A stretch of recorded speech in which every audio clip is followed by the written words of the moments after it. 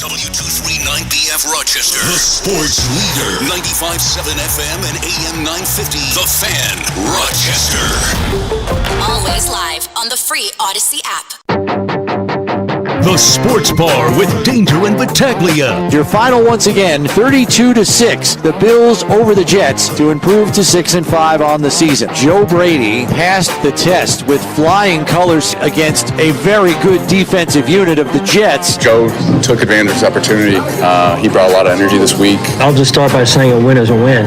And they're hard every week, but you got to earn them. Everybody brought a contagious energy, and we all kind of just fed off of each other. Our defense played outstanding, but Reggie Gilliam, something to tell him on play one. That's what it came down to. I'm not a fan of the Jets. Like, very disrespectful players. Mike Danger. It's a victory Monday, and I think you did what everybody expected you to do. Gene Battaglia. That's why, you may not have been doing cartwheels over the Bills' win over the Jets, but I'll tell you why you should. 95.7 FM and AM 950, The Fan, Rochester. Happy Monday to you as we are in the sports bar. Welcome once again. Gene Battaglia with you. Danger is out today. Have no fear. Dan DeLorean is here along for the ride today. And we welcome you in as well. Our number 866-4FAN, 866-4326. You can hit us up on X, our handle at The Fan Rochester. That is the easiest way to engage with us here on the show today. No, it's not a Blame Assessment Monday here on the show. It is a Monday, beginning of a holiday week. Personally, my favorite holiday of the year, Thanksgiving. So, and I can say that's Danger's too, as he is already preparing for his Thanksgiving feast. So he's taking a few days off. But let's talk some Bills football today, as we welcome your calls, and let's tell you what's on tap here today. On tap, brought to you by Three Heads Brewing. Here's what's on tap at Three Heads Brewing: Loopy Oatmeal Red Ale. Yes, it's back. Enjoy this beautiful hoppy red ale with a hint of toasted oats. Get yours at Three Heads Brewing on Atlantic Avenue today. 4 o'clock hour, we'll be talking to your host of Buffalo Bills Radio for the pre-halftime and post. Nate Geary will be joining us, get his thoughts on this Bills offense. And yes, we love what we saw yesterday, but how does this match up against a real opponent? Well, I'll say the Jets' defense is real. And I think that should give you some optimism. Nate Geary from the Buffalo Bills Radio Network will be joining us at about 4:25. Coming up here shortly, our friend Mike Catalana, 13 Wham and Buffalo Plus, and get his thoughts. He was out at the stadium yesterday, as he is for every home game, and I think most away games too. Mike Catalana will be joining us here. And again, time for your calls today at 866-4326, 866-4FAN. I didn't think we would see the returns this quick on Joe Brady. With the way the game started out, you couldn't ask for a better opening, right? The Gilliam hit, and you get the short field position, and then it's a quick three, and all right, kick the field goal, it's 3-0, and it's, you're doing the shout song, and it's a little muted, and then, all right, let's drive the field again. No, kick another field goal. Okay, let's get another field goal, and it's 9-0. But by holding on to the ball and getting off the field quick, all of a sudden that Jet defense, as my buddy Johnny Brockspring pointed out to me today, that Jet defense over time started to get tired to the point where Sauce Gardner in the secondary gets torched in the second half. So a fun afternoon out, in an overdue afternoon, I think, for Bills fans. For a season with high hopes, finally you get the comfortable win. I thought this would have happened for the New England game on the road. Certainly you thought that Tampa would have been a wider margin. And then last Monday night, would have liked to seen that last Monday night. Dan, I had this thought, though. What if this ends up being the thing the Bills actually needed? Just a little course correction on offense, and you make this move as unsavory as it is. Would Sean McDermott have fired Ken Dorsey had there been 11 men on the field? No, he wouldn't have. No, in a weird way. You sacrifice the one game, but at least this will get you on the path you want with your offense. I'm just saying that was a complete reactionary move. A move that, okay, we've been putting off here, a move that's been rattling around, and a move that at least paid short-term dividends. But I'm just pointing out that entering yesterday, Ken Dorsey still would have been the offensive coordinator had there been 11 men on the field. Just want to point that out. Anybody want to dispute me on that? Another thought on the offense yesterday, too. Are we ready to say there's a new number 2 receiver? Now, really, the guy that is number 2 in targets next to Steph Diggs should be Dalton Kincaid. He is fantastic. What he does as a tight end, as good as few in this league, is just read leverage. Like, he knows where to sit down, and he knows where that linebacker may be leaning, and he knows which way to pivot and just turn upfield and gain that extra 5 yards. That is just so valuable rather than just plop, catch, and then go down. Dalton Kincaid is a weapon on this team. He's very exciting. Now, I'm pushing that to the side. Technically, he is a tight end. I'm talking about the wide receiver position, and sure, there could be some recency bias on this, but when was the last time we saw Gabe Davis do anything what Khalil Shakir did yesterday? And it's not just the 81-yard touchdown run. It was that deep crossing route. Crossing routes, wow, what a novel concept here in this Bills offense. The run after the catch with Khalil Shakir. And just my quick story about Gabe Davis yesterday, because tomorrow we'll be talking to Matt Perino, Syracuse Post-Standard, and Matt shared with us, okay, after the loss Monday night, and after a terrible going off the hands and resulting in interception, Gabe Davis, he declined to talk to reporters. Dan, yesterday he took it one step further. So in the tunnel, I'll get back to the tunnel here in a second, okay? Because I got the other tunnel thing. But yeah, in the tunnel after the game, there is a mandatory cool down period. It's not like you can go into the locker room right away. They want to give players the opportunity to get the quick shower if they want to, just let emotions kind of calm down. Usually that's 20 minutes, I want to say. We're just kind of waiting around. Everybody, all the reporters are looking at their phones, seeing, getting updates. Sometimes the podium stuff happens.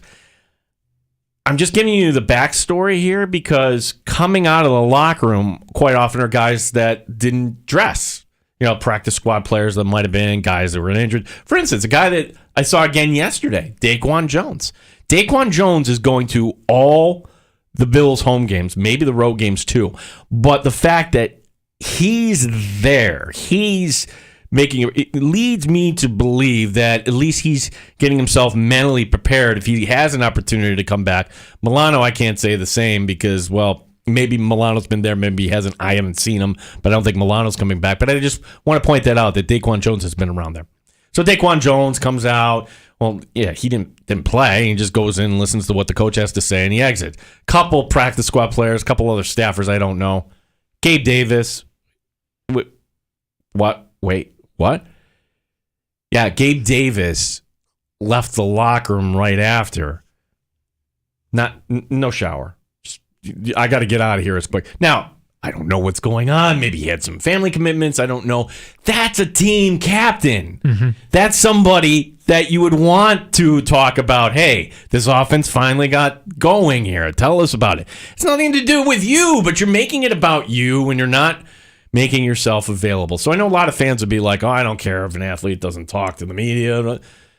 Well, that's why you should. I mean, so Gabe Davis, I can't say that he's not upset, but the way he kind of acted yesterday, just kind of getting out of there right before everybody else, just wanted to pass that along quick. But different things we saw out of the Bills' offense yesterday. The motion, we saw just getting running backs in motion. That was just using Ty Johnson, who had yesterday being the Ty Johnson revenge game. Ty Johnson, kind of the forgotten Buffalo Bill for good reason. He didn't get to Bills camp until the Fisher portion was over with. So we really didn't get to know him like, oh, yeah, that guy.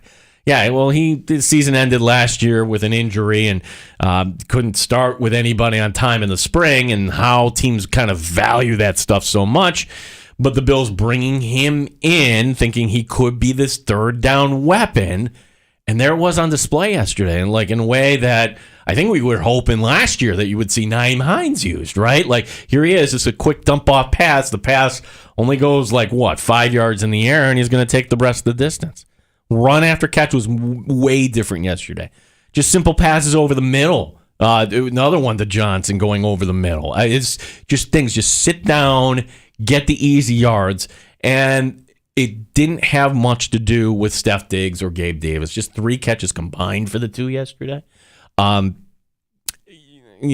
don't think Diggs would be upset over that during a win. It just seems, again, people have their opinions on Steph Diggs. I'm telling you that the guy's just wired a little bit differently. You have to accept that. That's who he is. And once you accept that, then it leads to a better understanding of, all right, yeah, he's not getting angry because of himself. He's getting angry because he sees things on this team that could be corrected and sees things that are wasting some time. And I'd love to know the unfiltered thoughts of Steph Diggs, like what he said to McDermott back in the spring, but I suppose that'll be in a book someday.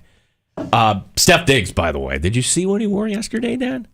I think I missed it. I like to always see the players when they come in. I think I missed what he was wearing. Okay, what he was wearing was, and this is like the forgotten part of recent Rochester sports history, he's wearing a defunct jersey of one of our teams, the Rochester Rattlers. Wow.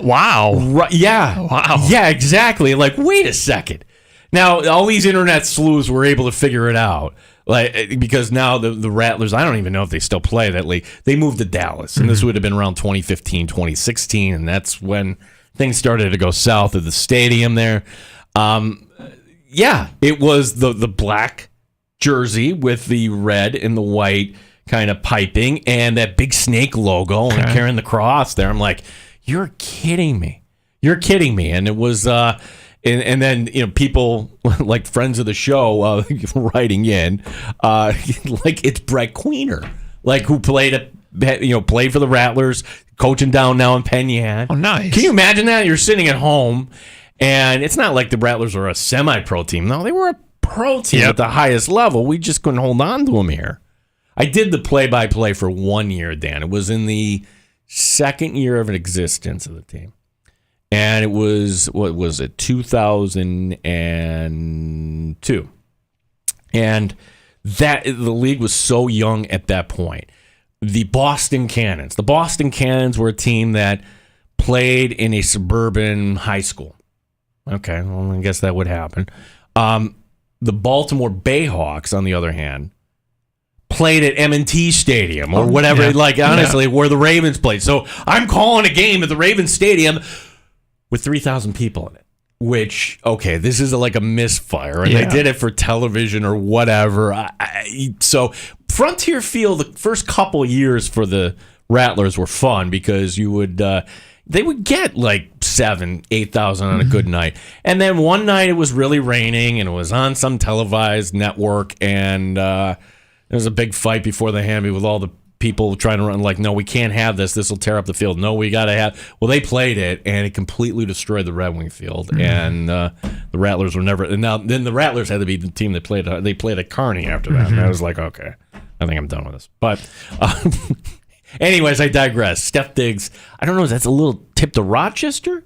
Or he's from Maryland. I don't know. Maybe he really likes lacrosse. Yeah, I thought maybe, I know that... the Bills had the Diamondbacks head coach in town recently. Maybe he got his sports mixed up and he saw the logos and thought this has got to be one of the Diamondbacks' alternative logos. But I mean, if it's a Rochester tie, I would think it's probably a matter of that. So apparently, the Diamondback manager Torey Lovolo, his wife is from Buffalo. Okay, yeah. So back home visiting, and that's why I saw the picture this week. Like, why is the Diamondback coach in Bill's practice? It's like, oh, okay, well, you kind of read up the backstory there. It's like, all right, he's here because he's got in-laws here, and you're in town. But I would have tweeted out the Steph Diggs Rattler. He ruined it though. He wearing the Rattlers jersey. You think he's wearing like a Rattlers hat? No. Think he's wearing a Red Wing hat? No. He's wearing Buffalo? No. He's wearing an Atlanta Braves hat. Oh, ew, yeah. No, you can't tweet that out, Gino. On, no. Steph, what are we doing? As this is when I'm doing the show here, not by myself, I'm doing it with you, but sometimes I go on tangents here. So go back to the tangent of the tunnel. The tunnel where we're talking about how Gabe Davis saw him kind of leaving right after exiting stage right, no shower, just to get me out of here. Okay, well, maybe he had something going on. Don't know. Maybe he was upset. Don't know. Go down to, what the heck is all this yelling?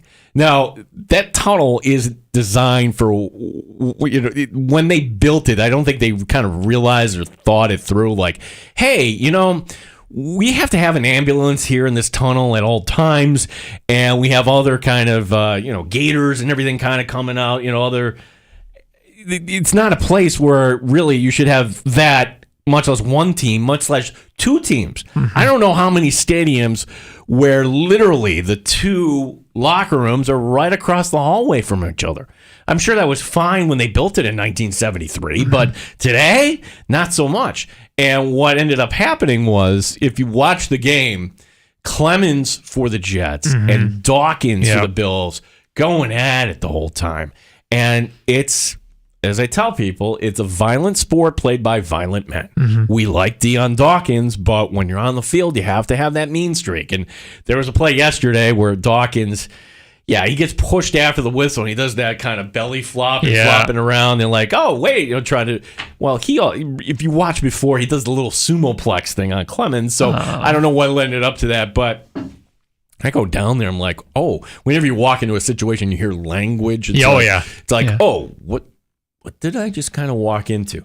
And I took a little bit of video of this, and it really didn't turn out good because security came by and shut everybody down. But there was one person that caught it exactly kind of coming up there. But there's no fisticuffs or anything like that. It just kind of, all right, just something to kind of keep in the back of your mind, because I would assume Deion Dawkins is going to be a Buffalo Bill in 2024 mm-hmm. and beyond, and it's adding. Isn't he a captain?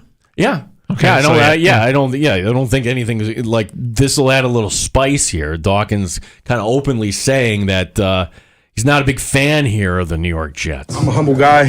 I'm not a fan, man. I'm not a fan of the Jets. Like, very disrespectful players. It's what it is. And when we can run and pass and beat a team and like that, cool. And thumbs up. What makes them? You say that they're disrespectful. Anything they ask them. Obviously, there was a lot of skirmishes after the whistle and things like that. What was going on out there that got under your skin, or collectively the team skin? Guys just being guys. Guys playing with a lot of emotion and a lot of physicality. But just a lot of BS, man. A lot of BS. Like those guys. That's what it is. Okay, that's Deion Dawkins expressing his feeling. I mean, again, that's only like 20 minutes after whatever that was in the tunnel, and a little chippy there, and something to keep in mind. I will say this about the Jets, though. Let's kind of remember this. Robert Saleh saying that the Jets defense was on this great streak of embarrassing quarterbacks. Josh Allen and Patrick Mahomes, and didn't you lose to Mahomes? You lost to Mahomes. Oh yeah. Well, that's the one thing I will say positively about Josh Allen is that he is above the fray when it comes to that. He could have gone up to the podium. He could have, on the field, the pointing stuff. I have no problem with that. I have no problem with it. It makes the game fun. But when it comes to opponents, kind of trash talking about, I mean, okay, that was one game where Allen played poorly. Okay, well, Allen did not respond to that whatsoever yesterday. Didn't need to. Josh Allen, 275 yesterday against the Jets. Could have thrown for 300 by that point. It's like, whatever. But the thing that was impressive was 3 touchdowns, 275, and it really wasn't the wow arm angle, wow this. The Shakir play that went for 81 yards, just seeing the scene there, that's great vision on that part, but just a lot of underneath stuff. Let your guys kind of do the work. And is this going to be sustainable going to Philadelphia? Somebody who knows Eagles football will be joining us here in a little bit. Mike Catalana, 13 Wham, is we'll look ahead. The Eagles, hey, it can't be a trap game per se, but could they just be, I don't know, fully kind of dialed in? And hear me out here. So the Bills, all right, today, okay, beat the Jets.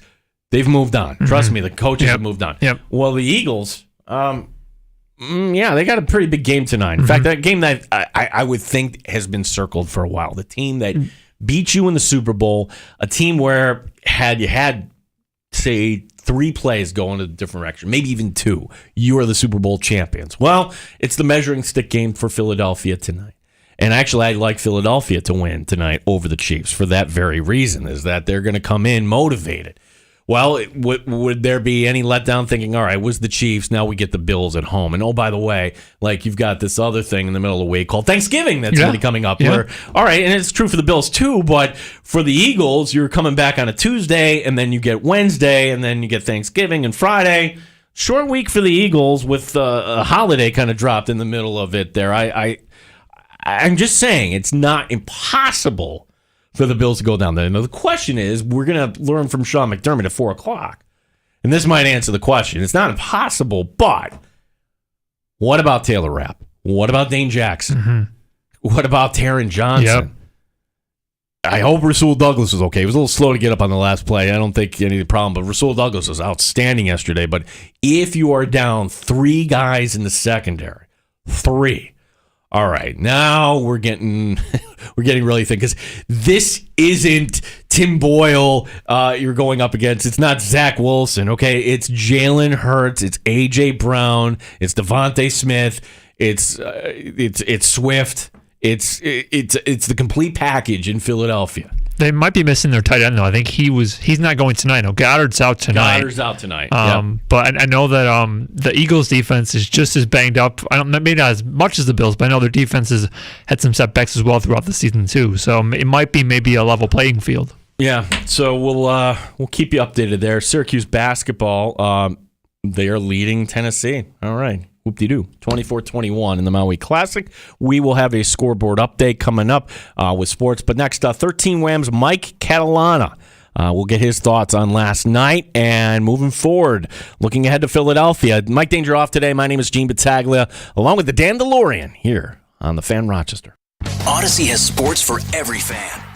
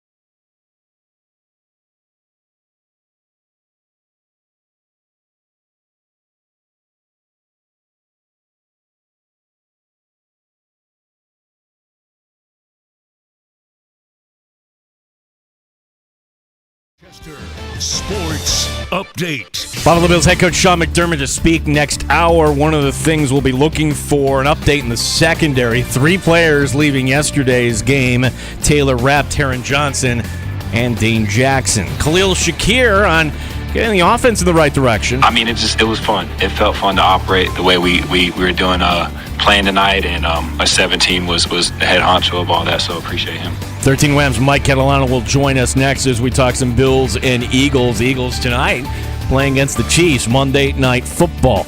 Maui Classic as Syracuse with the early lead against Tennessee, 24-21. The Cardinals signing Lance Lynn to a 1-year, $10 million deal. Sports brought to you by GetMyPerks.com. Save half off at Lasertron in Henrietta. Gene Battaglin, the sports leader, 95.7 FM and AM 950. The Fan, Rochester. Neat or on the rocks? It's the Sports Bar with Danger and Battaglia on the Sports Leader, 95.7 FM and AM 950 The Fan, Rochester. Really did a good job bending in a little bit and getting away from that corner. So he made a heck of a play, and then the effort to get in the end zone. Josh Allen, 3 touchdown passes yesterday, and it wasn't just the passes. It was the guys doing the work after those passes. As we welcome in, 13 Wham's Mike Catalan. Always appreciate Mike and his insight here. And Mike, the early return's pretty good here with Joe Brady here. I mean, do you think that was more on Buffalo, or my goodness, the Jets are just so messed up on one side of the football that led to good things yesterday? Yeah, I think it's a little bit of both. I think you could play an offensive game yesterday to sort of ease Josh and Joe Brady into it. And then the defense, the Bills defense, obviously, the Jets offense is horrible, but the Bills defense attacked yesterday. They were really good, wouldn't let them really do anything. And I thought that the way they started the game sort of got them into it, and then they opened it up a little bit, and Allen performed really well. And look, that's still a really good Jets defense. And the Bills put up 30. Imagine that. After all these games, they finally get to 30 points, and it's against the Jets. But they needed it, and they'll take it. Yeah, Robert Saleh embarrasses quarterbacks, I thought. Please. What do I say to you guys all the time? You're either humble or about to be humbled. And when you say stuff like that, listen, they did. Basically, I'll say, I don't think he's inaccurate when he says it, because they made Allen look terrible. They made Mahomes look terrible. Hurts threw the game to them like terrible. So you don't need to say it as the coach.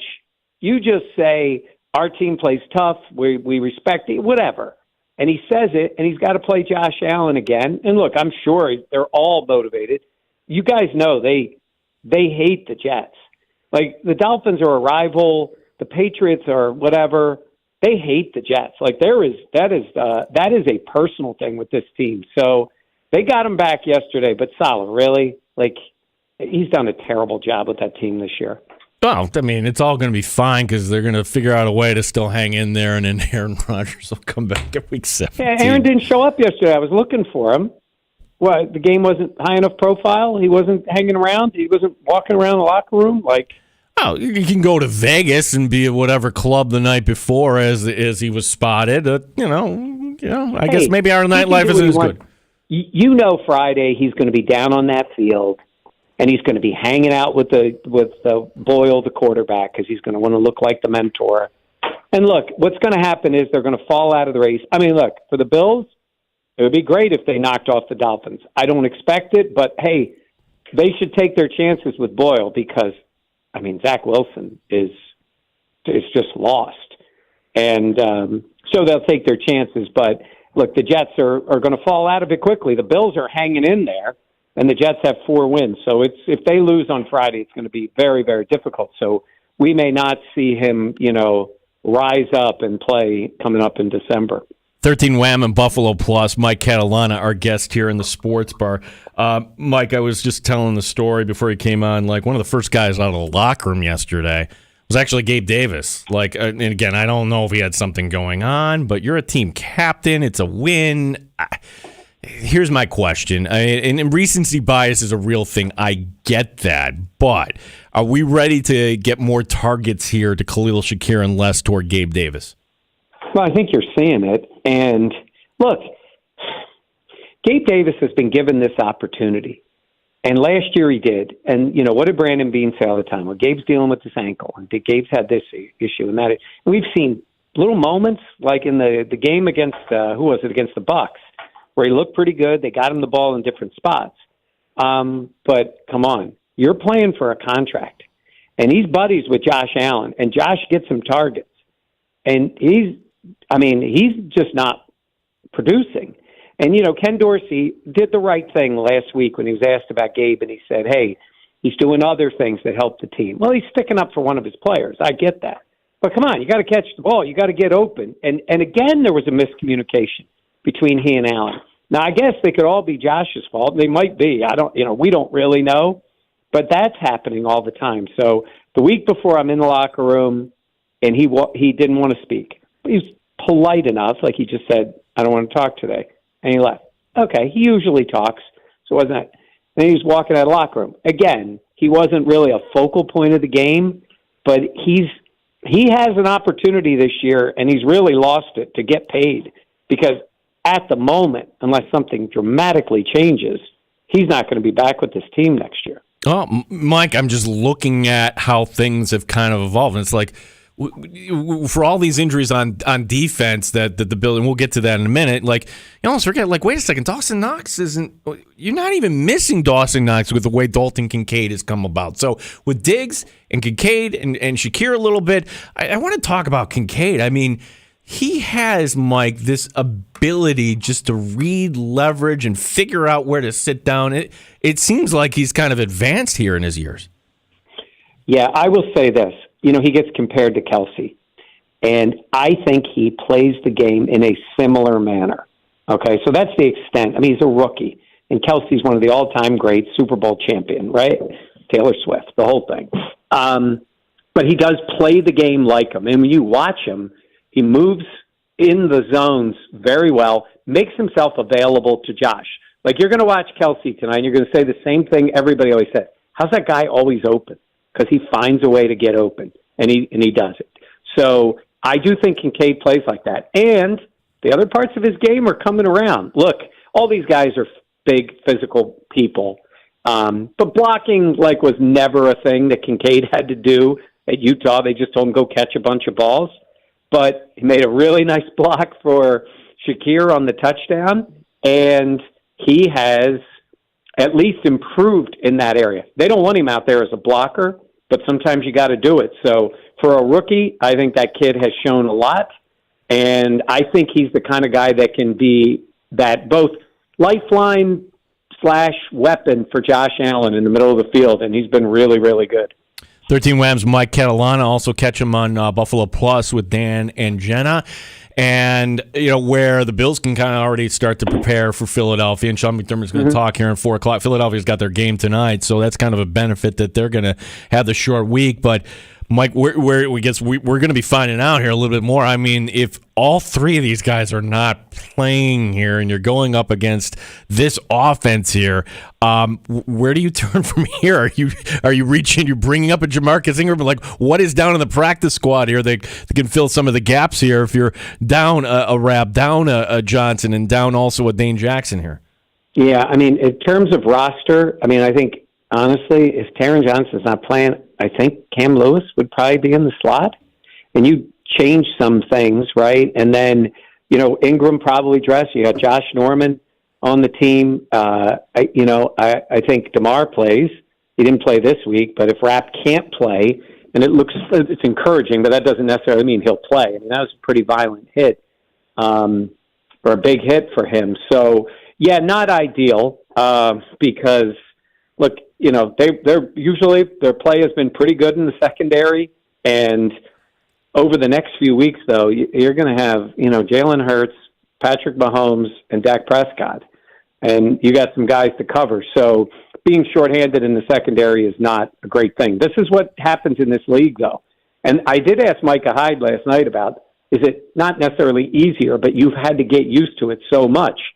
And he said, we've had this mentality about next man up, but there's a point where you're like, Taron Johnson, I think, is the guy that most teams have a tough enough time finding one guy to play in the slot, let alone have a legitimate backup. So I don't know what they do, honestly.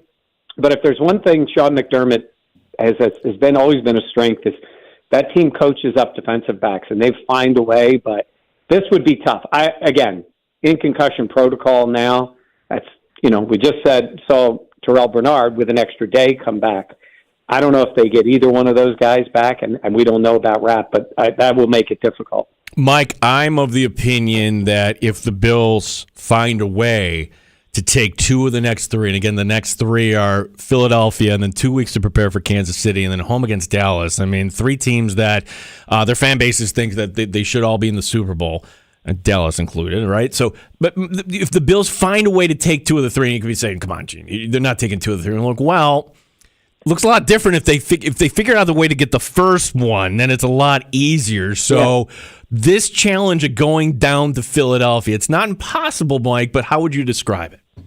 Well, here's what I think. I do think, and I've told people this, look, the Eagles are really good. They're very good on both lines of scrimmage. And Hurts, we'll see how he is tonight. When Hurts' knee is healthy and he can add the running element to it, I mean, he's thrown the ball better than he did last year. And, they have two tremendous weapons, with Devontae Smith and A.J. Brown.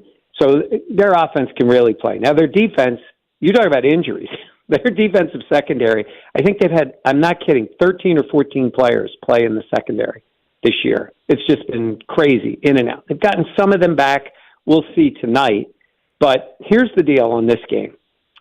Big game for the Eagles tonight. Then they have the Bills at home. Then they play the Niners at home, and then at Dallas. So it's hard to call the Bills a trap game. But short week, Thanksgiving week, I would say this. Hey, you're a Bills fan, and you want the Chiefs to lose anyhow, because you always want the Chiefs to lose. If the Eagles win tonight, I think that greatly increases the chance of the Bills knocking them off, because, it's just the nature of this league. This Eagles team has, with Jalen Hurts, has not lost very many games. I mean, I think last year they lost one of his starts in the regular season. This year they've lost one. I mean, they just haven't lost. They lost 2 games when he was hurt.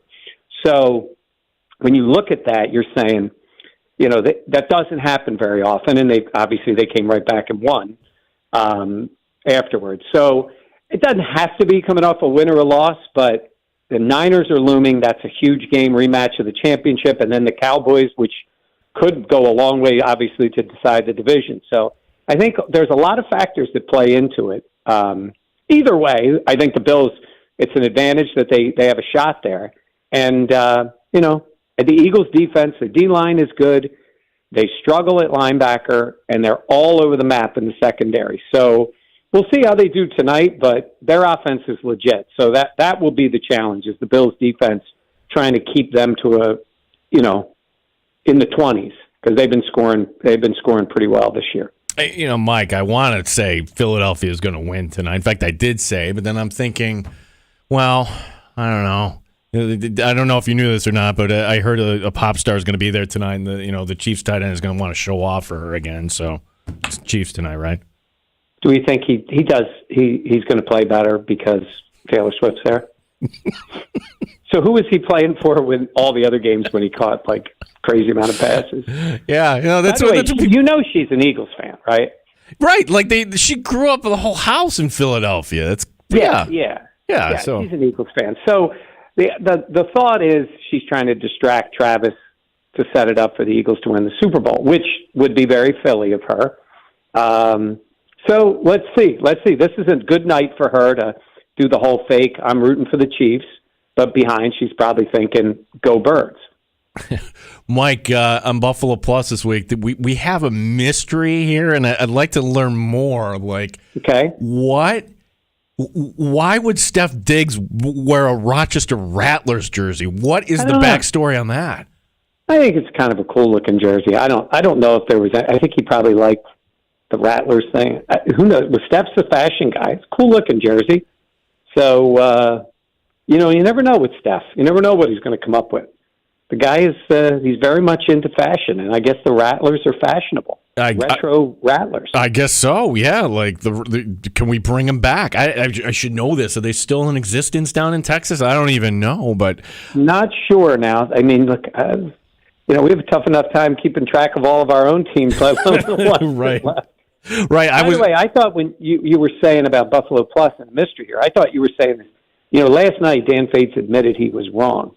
Now, he had a very difficult time actually saying the word, but he told Jenna and I that he was wrong because we were telling him that this team needed to establish some form of a run game to get Josh going.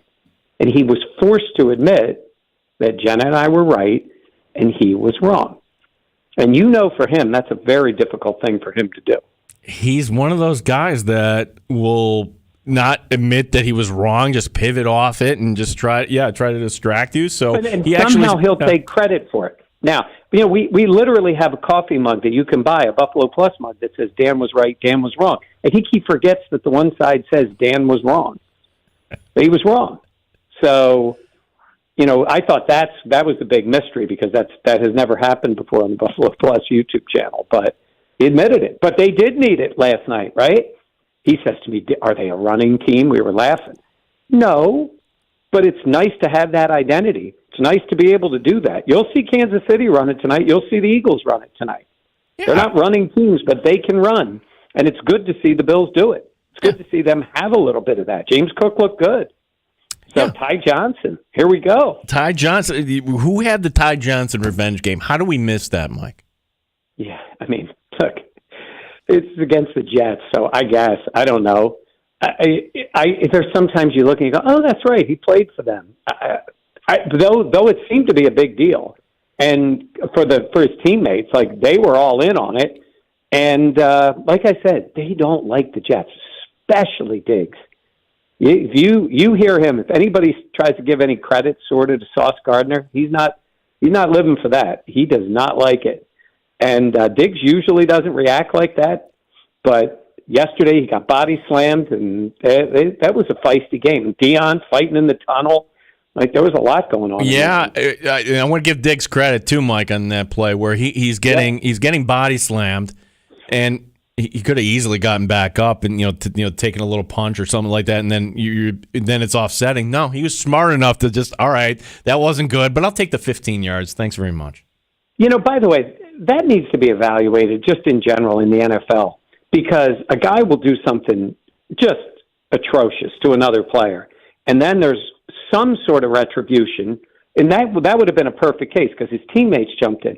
And it's so easy for the refs to throw a flag. They could call 8 penalties on one team and 1 on the other, and it's offsetting. And I think that's absurd. A guy basically gets away with a cheap shot on a player. So I'm glad he didn't do that, and I'm glad they got the 15 yards. But, Deion got a 15-yarder and then another penalty right after that, but didn't seem to mind as he was waving to the crowd. So I'm telling you, that's the way it is between those teams. That's going to last for a while. Yeah, I'm all for it, especially when Robert Saleh running his the Bills won't talk about that, but I'm telling you, like internally, like, okay, that guy, yeah, let's make sure we don't lose to that team again. Mike, so the week coming up here, because you've got family in Jersey, your daughter's down in Long Island. Like, how do you manage Thanksgiving here? Thanksgiving, I'll be around here, and then I'm going down to Philly, so I'll go down and see my family in Jersey this weekend. Then I'm heading to see my daughter the bye-week weekend, so my daughters and granddaughters. So got that all set up for the next week. So yeah, I'm road tripping this week. So I've got, as people know, my family has had Eagles season tickets since the 1960s. So my brothers and nephews and all will be there. They go, and they all follow the Bills. They like the Bills. They like Josh Allen. Like, that's a team that they've all sort of picked up on. They root for the Bills. They would love to see it be a Bills-Eagles Super Bowl, which would be great all these years. I had to watch the Cowboys, the Washington Redskins at the time, the Giants, Eagles playing the Patriots in the Super Bowl a couple of times, right? And then the Chiefs. Never Bills and Eagles. So it's still out there at some point in my life and my career that I get to see that. But we'll see what happens this week. I think it's one of those games, obviously, even at the moment, certainly depending on tonight, it's certainly bigger for the Bills. because they're trying to maintain and increase and basically work their way in.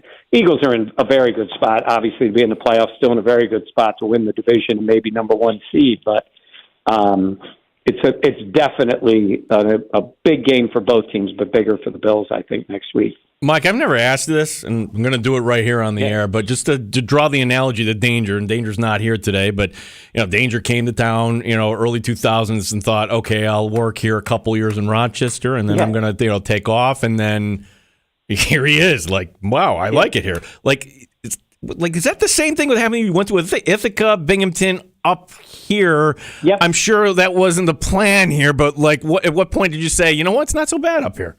2 years, I thought, I'll be here 2 years, and then look for something else. And then they came to me one day and said, "We want to make you sports director." And I was like, "Okay." Now the truth is, don't tell anybody this, but I had no idea really what I was doing. But they put me in the job, and I was like, "I can fake this." And then the Bills went to the Super Bowl. Then they went again. Then they went again. Then they went again, and we were having a great time. The Amerks Calder Cup playoffs, then eventually the Rhinos, Red Wing. I mean, all the stuff that was going on. Raised my kids here, and it was kind of like, okay. And then, circle back around to I'm still doing it. And we were laughing yesterday. Dan was making a joke about the Bills, and he was like, they went for a decade being the team that everybody just sort of got well on and whatever. I said, Dan, that's not true. It was 2 decades that we went through. But, yeah, that's kind of, honestly, I figured I'd be here for a few years, and look, it's been 35. So they haven't kicked me out yet. The key card worked again today, so I'm gonna keep going as long as they'll let me. All right, so you won today. Mike, what's coming up tonight on 13 Wham Buffalo Plus this week? We all have a little extra time here. We can check out Buffalo Plus this week. Yeah, we've got content up there. We did our post-game story. Tomorrow I'm doing a piece. We always do something with somebody from the other cities, a guy named Rob Ellis, radio guy. You may know him down in Philly. He's got his own podcast, so we'll be talking to him about what's going on with the Eagles. Certainly reaction to whatever happens tonight and leading into the game with the Bills. And he definitely keeps an eye on what's going on in Buffalo, too, so that should be good.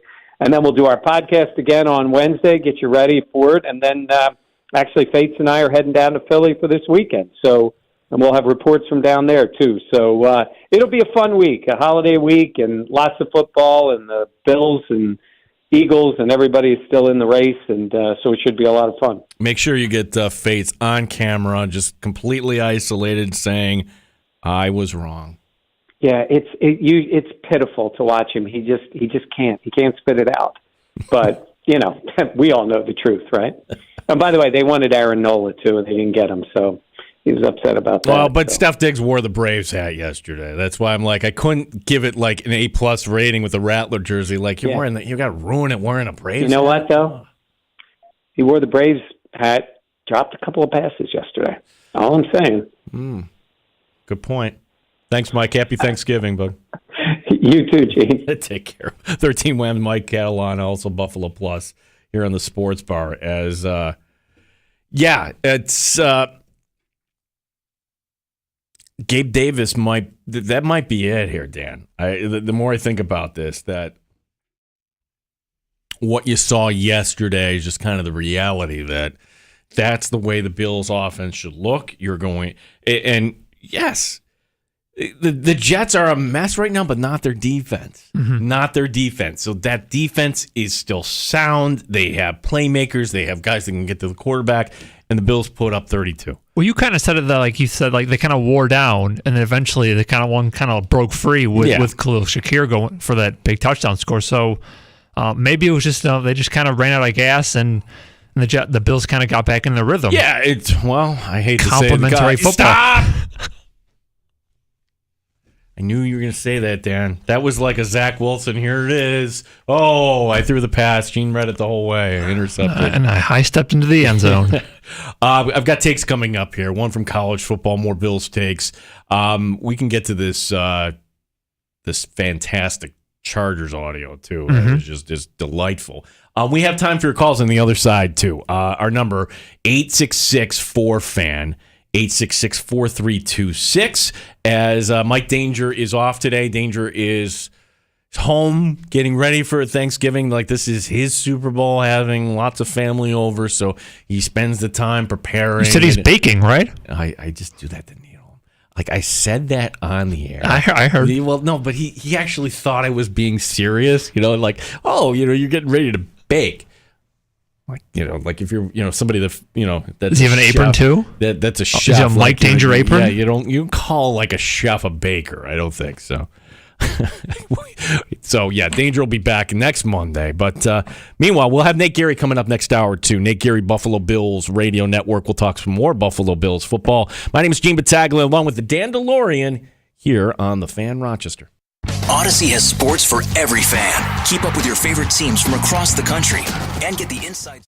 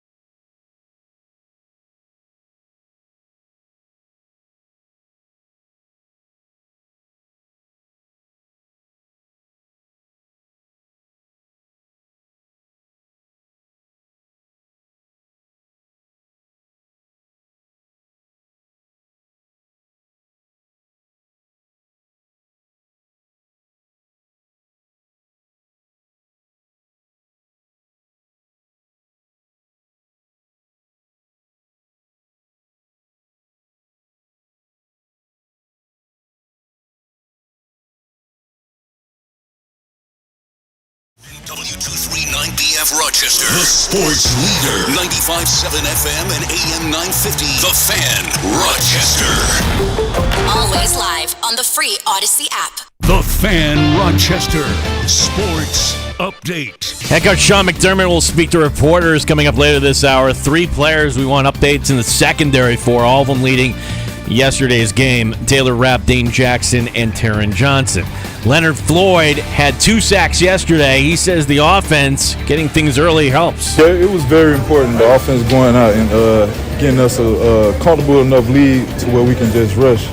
We can make the other team's offense one-dimensional. Yeah, that was big for us today. Nate Geary, Buffalo Bills Radio Network, will join us coming up later this hour. We'll talk some Buffalo Bills football. Big one this Monday night, the Chiefs and the Eagles on Monday Night Football. Bills heading to Philadelphia this coming Sunday.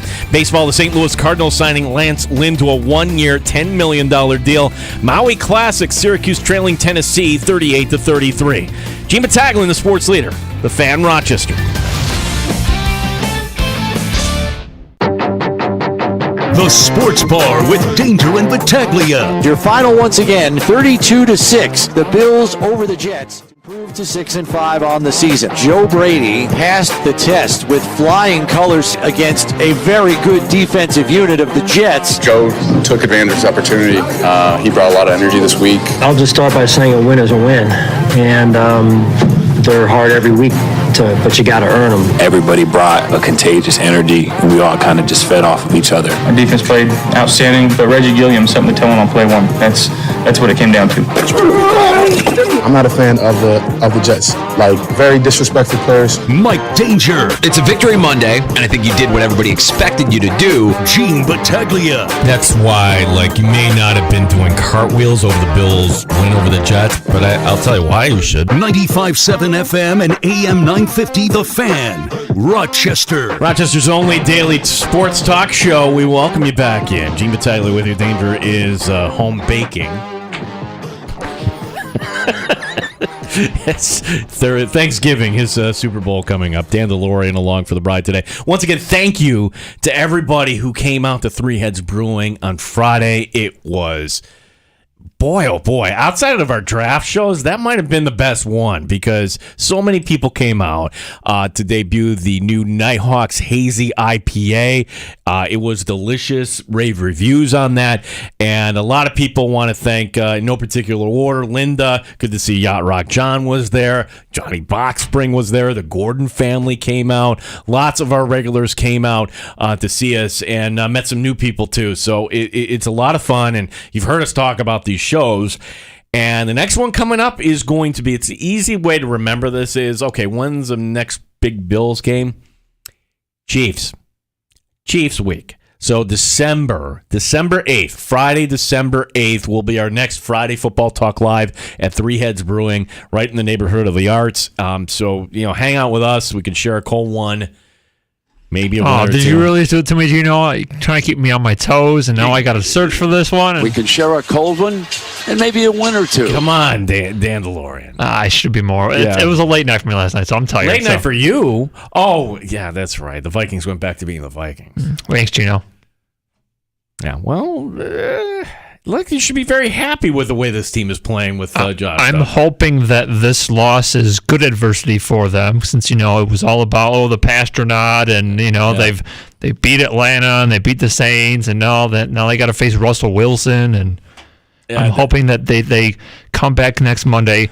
And sorry, Mike Danger, but I hope the Vikings destroy your Bears next Monday because they need to win more than your Bears do since they're tanking again. So you can't turn over inside your own 10. That's just. Well, you can't turn the ball over at all. Three turnovers to none, and you had missed opportunities before halftime. You're midfield, less than 2 minutes. It's 3rd and 1, and they check it down behind the line of scrimmage. And then you have a chance to get an interception before halftime, but you can't turn the ball over, like I said. So, there was missed opportunities and turnovers. That's all it was. It's funny, this league now, all of a sudden, Denver's won 4 in a row. Denver. And something I want to point out, too, and I just filed this away. Like, if you're listening on our station, on a Saturday morning, we have the Boomer Esiason show, and he does it with one of the WFAN guys. Mm-hmm. And they do their tiers, like Super Bowl contender, pretender, and a fake, okay? They went over everyone. They didn't mention Buffalo at all. They didn't even bring him up as fake. They didn't bring him up as a pretender. Certainly not a Super Bowl contender, not before this week. I'm just like, wow. And Boomer Esiason had Miami as a Super Bowl contender, which, again, Miami, you have to beat a winning team before we could even talk about that. You had problems with the Raiders yesterday. I'm looking at that score. I'm like, you're kidding me. They're going to lose to the Raiders. I don't expect Miami to lose to the Jets this week. Tim Boyle is not a good quarterback. No. Tim Boyle, why that team has not gone to Trevor Siemian, I don't know. Well, I probably do know because Trevor Siemian is actually kind of good and they don't want He's the backup now. Yeah. Because Wilson got benched. He's the Simeon's now the backup now. No, well, have they promoted? I think I just saw online that, Wilson's 3. They would have to. Simeon's on the practice squad. So they have to bring him up from the practice squad first and foremost. So they haven't made any determination on that. That would have to happen by Thursday. The Good Smoke Barbecue and Pub Wingman line, we invite you to give us a call, 866-4FAN. Award-winning barbecue from Good Smoke Barbecue and Pub at the new location, 135 West Commercial Street, East Rochester, goodsmokebbq.com. Nate Geary from the Buffalo Bills Radio Network will be joining us here in just a little bit. We invite your calls again, 866-4FAN, 866-4326. Some random takes here, and one from over the weekend. For the second time in a few weeks, USC quarterback Caleb Williams did something after the whistle. It was earlier in this season after losing a high-scoring affair. He cried in his mother's arms. The disclaimer here: we don't know exactly what the context of that was, but that certainly looked odd, didn't it? Like, hey, you lose a tough game and you're on the sideline crying in your mom's arms. Okay. But this one is not debatable, though. USC, they're upset by UCLA.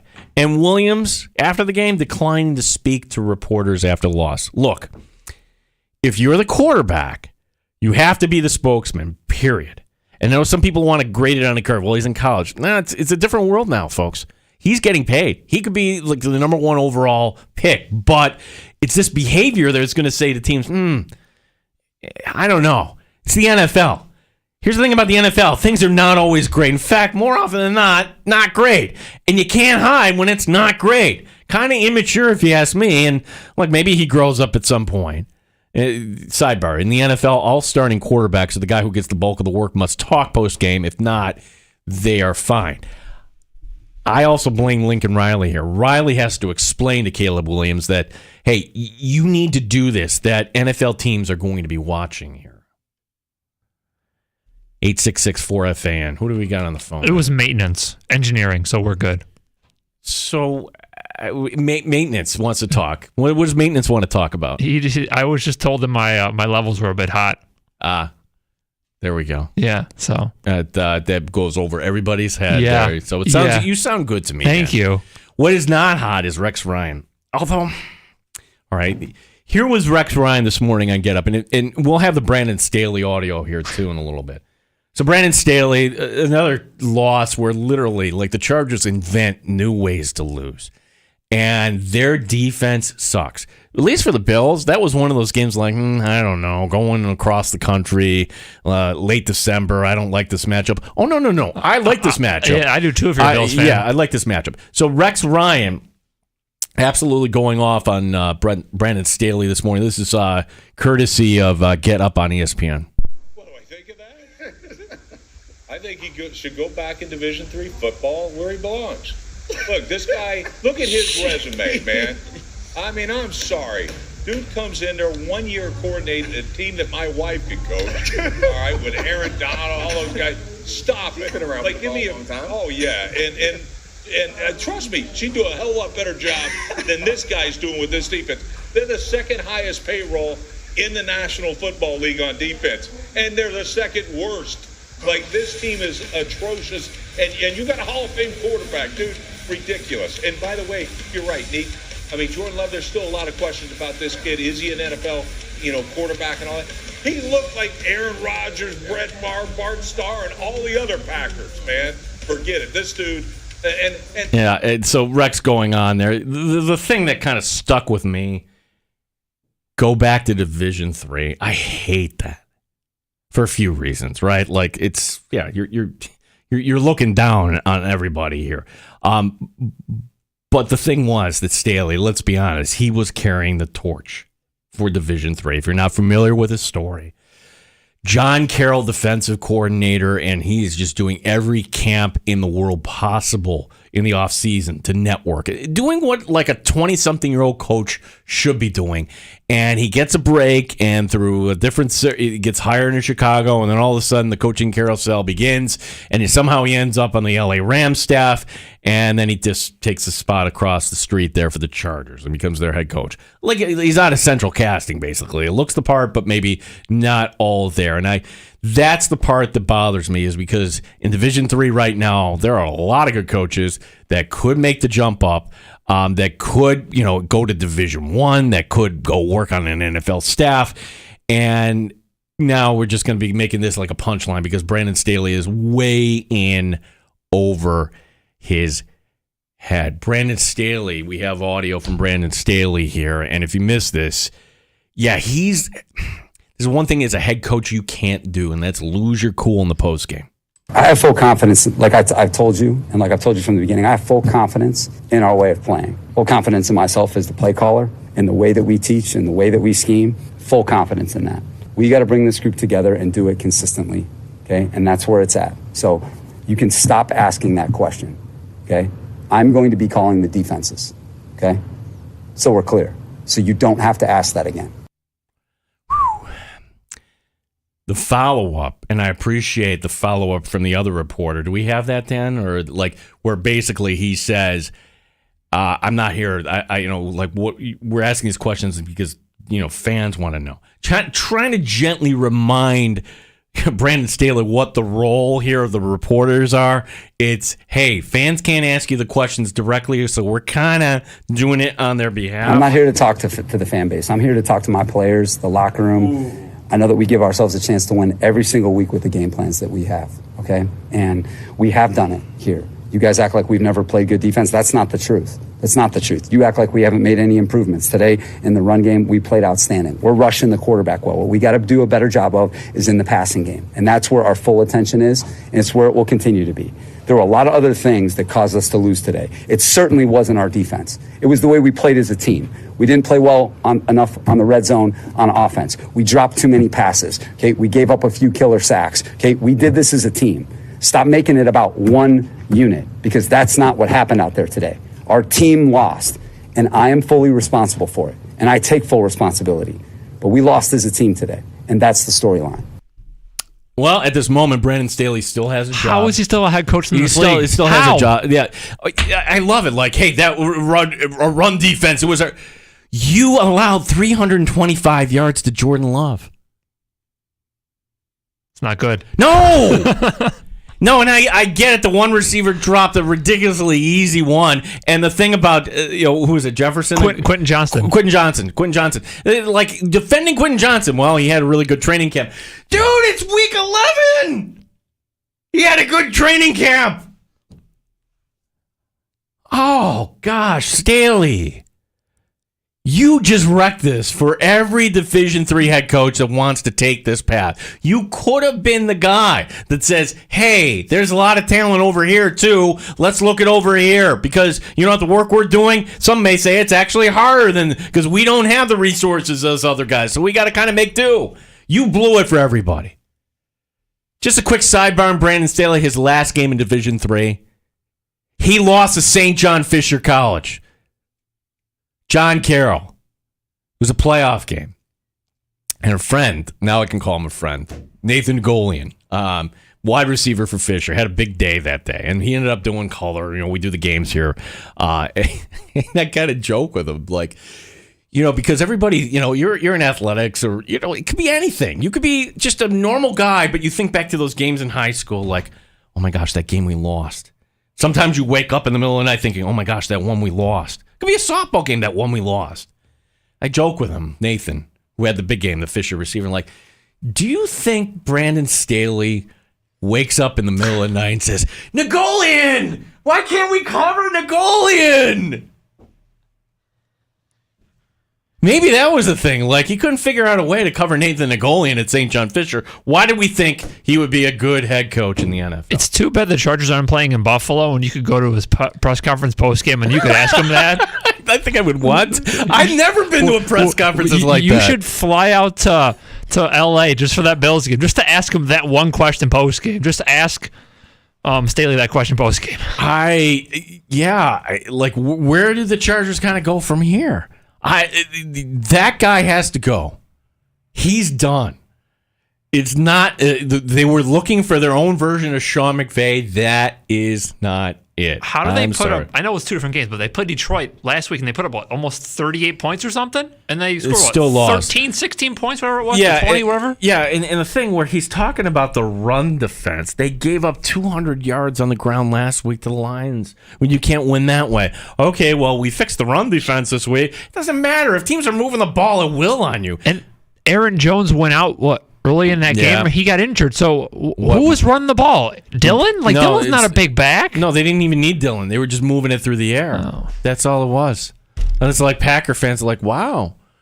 Packer fan, don't be like, wow, maybe we have something here in Jordan Love. No, that's as good as it's going to get. Just kind of enjoy that. Now people are pointing out, the Packers, they're only a game and a half out of the playoff. Yeah. No, welcome to farting around season. We are in the season of farting around where fan bases are like, if we can, and maybe we're guilty of this too.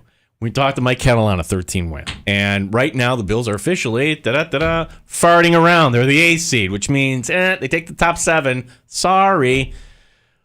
Well, problem is that there aren't gettable wins here in the near future. Philadelphia, Kansas City, Dallas. These are the next 3 games before you get to that Charger game. Chargers, Patriots, and then if you need it, the Dolphins at the end. Okay. So what I asked Mike Catalano was, can you see the Buffalo Bills getting 2 of 3? And the way I look at it is, well, you're going to get 2 of 3. You got to get the first one, Philadelphia. The benefit here is the psychology of this all, because you get the Eagles playing tonight. Do you think the Eagles want tonight? I'm thinking the Eagles want tonight. Yep. Even though it's not a conference game, we need to right what was wrong last season, and we want to get this one and just make a statement. Great. Oh, by the way, you get that game not next week, but in 2 weeks. San Francisco coming in. San Francisco, who a lot of pundits saying, had they had the quarterback, that would have been a different outcome. Philadelphia wants to match up and do that. Oh, and the game after that is Dallas.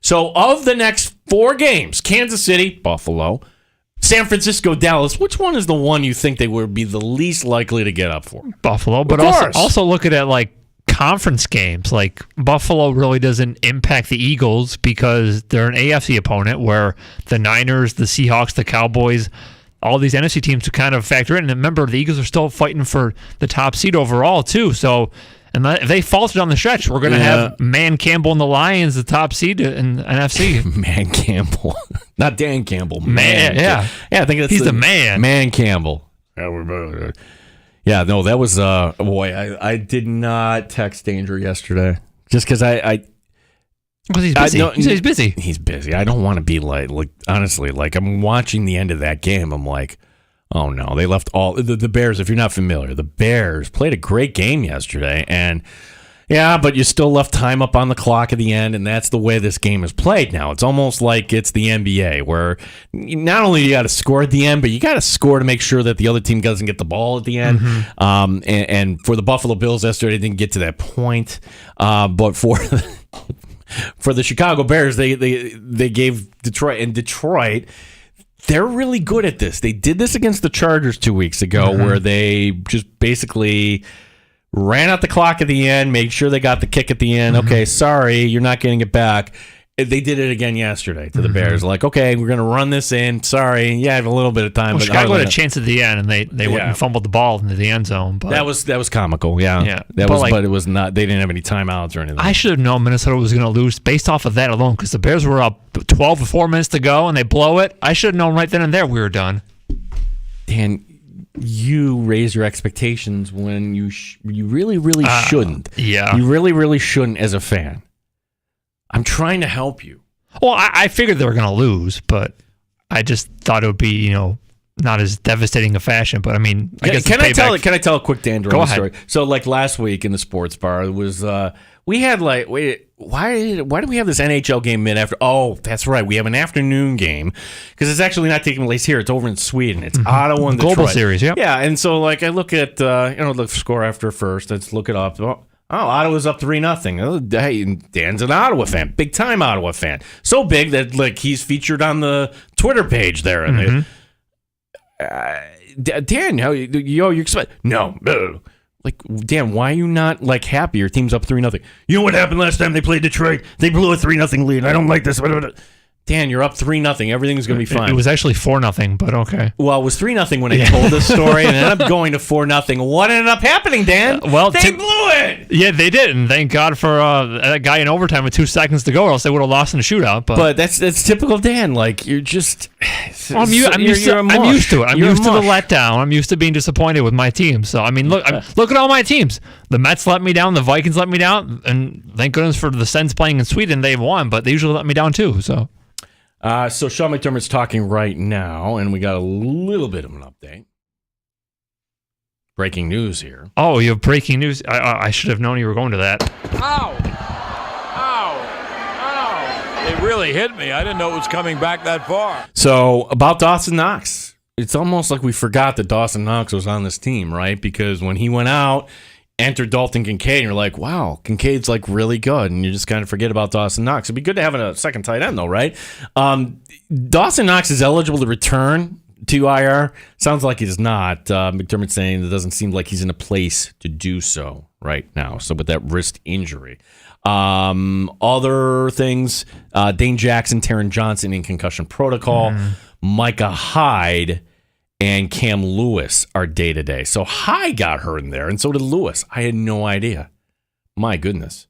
So that is the latest. We will be talking to Nate Geary, Buffalo Bills Radio Network, coming up next. We'll get his thoughts on the debut of Joe Brady as the offensive coordinator. We have time for your calls at 866-4FAN, 866-4326, after our interview coming up next with the great Nate Geary, Buffalo Bills Radio Network, here on The Fan Rochester. Odyssey has sports for every fan.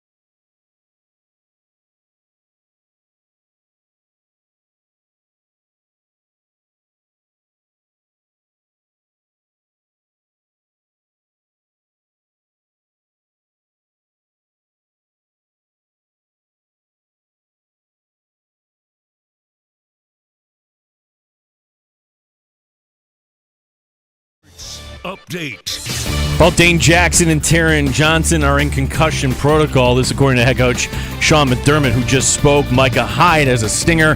Cam Lewis with a shoulder injury. Hyde and Lewis are day-to-day. Good news is all tests on Taylor Rapp came back negative.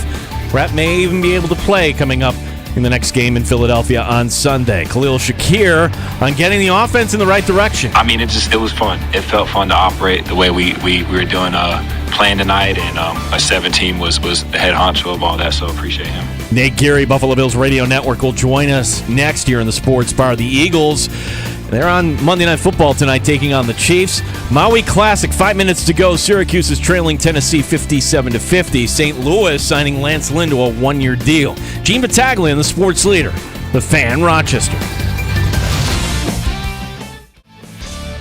Pull up a stool and join us. 585-866-4FAN.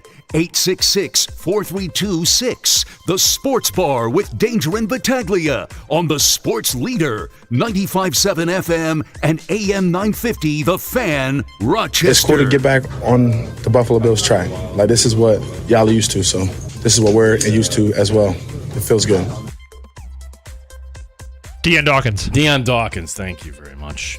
Deion Dawkins not talking about getting into a fight and about the Jets and whatever. But, hey, I like that. I like a little spice there. And a divisional opponent. We welcome in a good friend of the show, Nate Geary, Buffalo Bills Radio Network. And I'm just wondering, Nate, like, if there's not 12 men on the field, would anything have happened here? What a week here for the Buffalo Bills. But at least, you end the week here on a positive note. Yeah, I think what you're saying is we should thank Sean McDermott for putting 12 men on the field in that last play, because it has now brought us our new prodigal son, Joe Brady. Yeah, I mean, honestly, nothing, if they miss the kick, and then there's 11 men on the field, yay, dun, dun, dun, everybody plays the shout song, and then you and I and other critical Bills followers are like, what the heck was that? And nothing changes. So, in a weird way, was that a good thing? 22 points against the Denver Broncos, 14 against the Giants, 16 in Week 1 against the New York Jets. I'm sure I'm missing, however many they scored against the Patriots. That wasn't enough to win. I'll say this, that there was a lot of things that I noticed about the game plan yesterday that, were just things that it's funny because nothing dramatically changed. The concepts, the play calls, they all remained the same. It was just the artist who was using the paintbrush. That was the only difference. And you saw different techniques. He was using the same paint. He was using the same canvas. He just was, applying the paint in a different way. And I think we saw the fruits of a team in an offense that looked way more in sync, that looked more confident about the answers that were given to them. And let's not, this was number 3 defense in football. They are very, very good defensively. I know it's the Jets, and people are like, oh, but it's the Jets. And yes, they should have taken care of this team in Week 1. They didn't.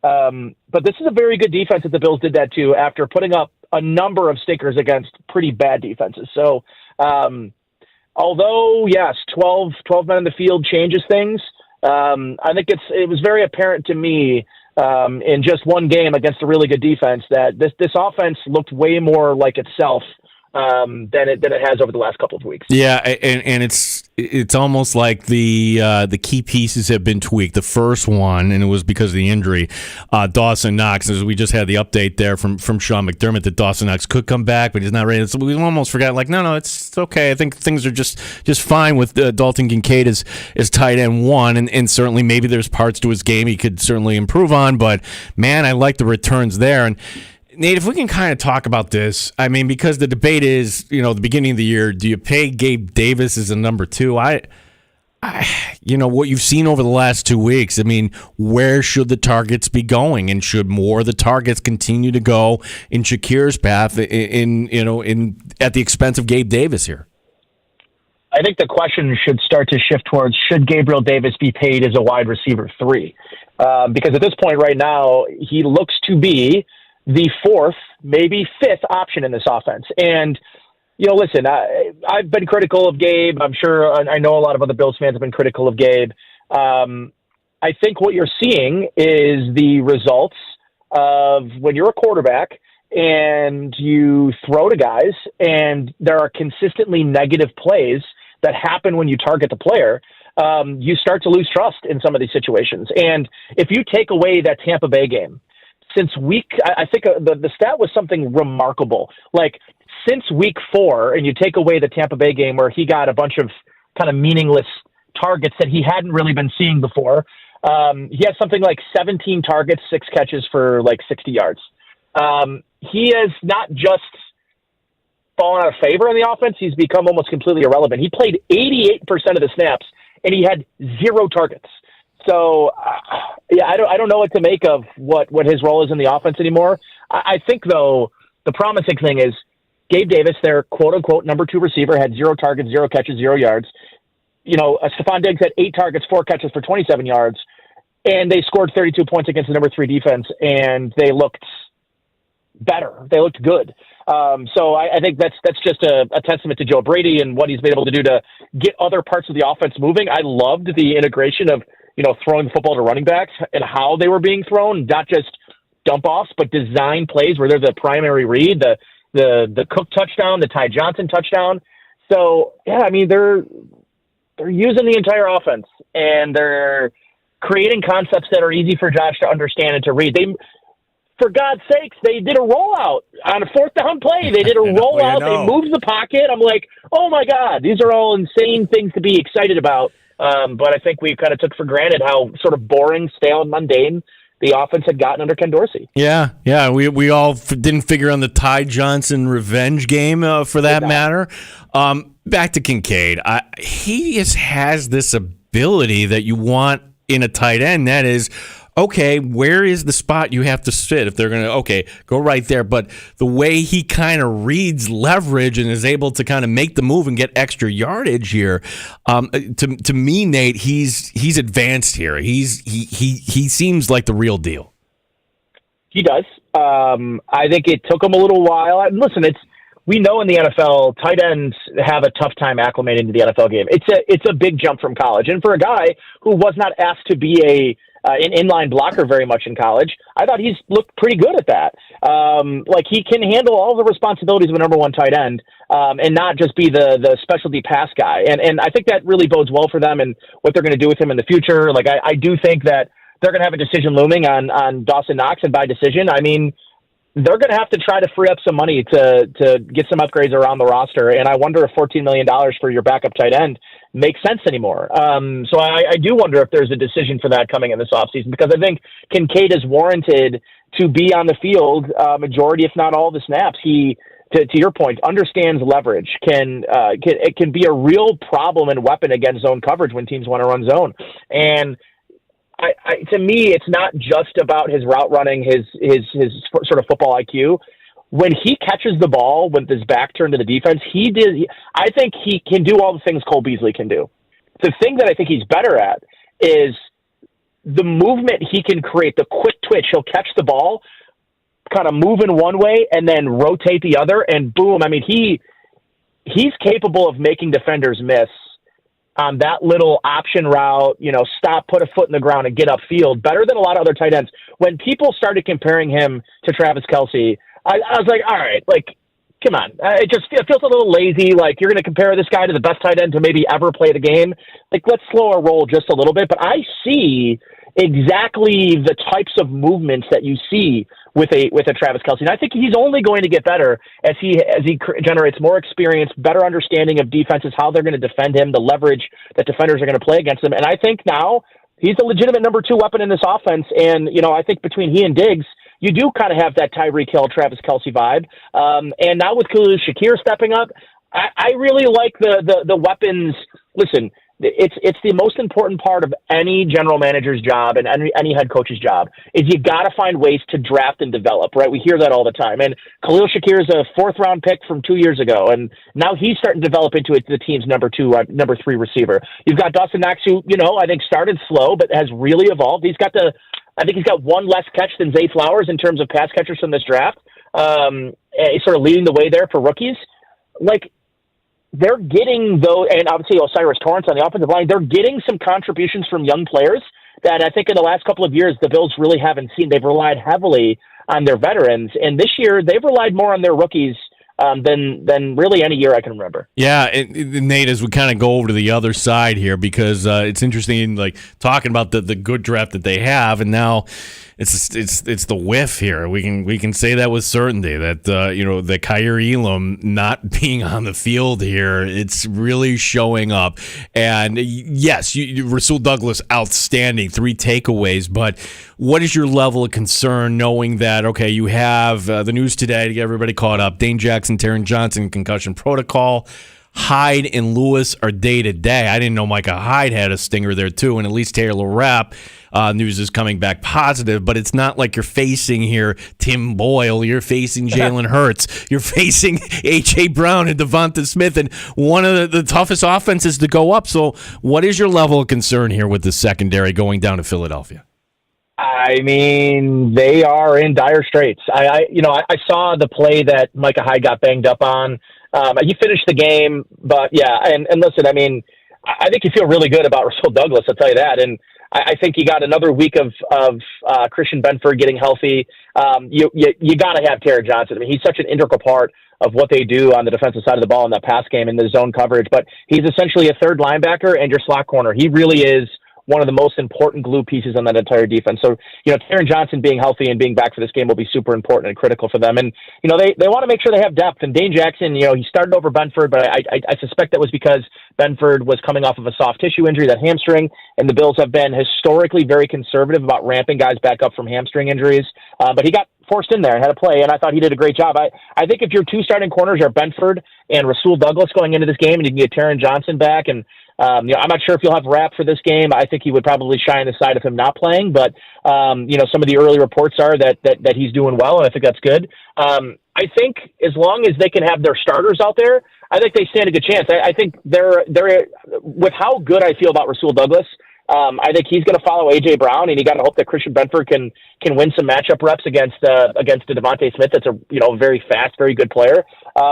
But overall, Rasul Douglas has brought a different level of confidence for me in the secondary that I did not have a couple of weeks ago. Yeah, no doubt about it. In fact, I'm trying to figure out why Green Bay gave him up for his little. Maybe he just came in with that tag of, okay, you were let go by Philadelphia, you were on the street. It's unusual. Would you agree with me? Is that position? That's one normally where you come in with the athletic ability and you kind of refine your skills there. Normally, you don't see late bloomers like this at the corner position. Would you agree on that? For sure. And the thing I'll say about him is and Sean McDermott alluded to it a little bit yesterday in his post-game press conference. It's just his awareness, his understanding of the game of football. It's on display. The anticipating, routes, the anticipating breaks. He's a classic football guy. Understands the game at a high level, processes the game at a high level. And he's 29 years old, but I think I can't remember who they had on. Maybe it was on the station at WGR. They had somebody that covers the Packers basically say this is not a guy that has a lot of wear and tear on his body in his mid to early 20s. And he's 29. He's got another year on his contract, but he's going to be a guy that I think ages well based on the style of game he plays. He is physical in the run game too. It's not just that, he's a zone corner and that's it. He is a zone corner, and he's a darn good one. He understands leverages. He understands how to sort of bait receivers into thinking he's doing one thing and he's really doing another. He's just a very cerebral player, very impressive. And, kudos to Brandon Beane. I think, obviously the results have been difficult this year. They're 6-5. You feel like there's some meat on the bone there. But between Leonard Floyd, between the extension for Ed Oliver, between the trade now for Rasul Douglas, and signing Connor McGovern has been fantastic.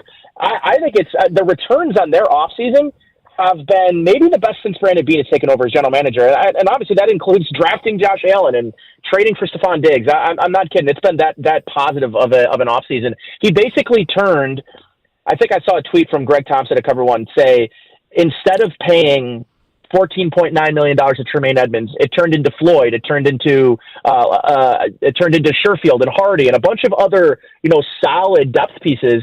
And let's not get it twisted. Terrell Bernard, if you look at the stats side by side, is grossly outplaying Tremaine Edmonds at this point. Yeah, I mean, I guess Edmonds had a play yesterday, but still not good enough to get his team to a victory. We're talking to Nate Geary, Buffalo Bills Radio Network, as now we're down to six games, and Nate, on our show, like, is that every NFL broadcast now puts up the graphic, and here we are in the column. Now, we don't call him the hunt here in our show. We call it farting around. That's really what they. So, like, the Buffalo Bills are in the farting around category, but they can get themselves out of this. But it's the tough part here. And I'll ask you this question here, because the last 3 games I think are all gettable. If you need that Miami game, I don't see any reason why they can't go down there and get it. The Patriots, okay, and then the Chargers. That's a whole different story there. The next 3 are very difficult. Do the Buffalo Bills have the makeup to take 2 of the next 3? Because if the answer is yes, then you got to get this one in Philadelphia this week. They do have the makeup.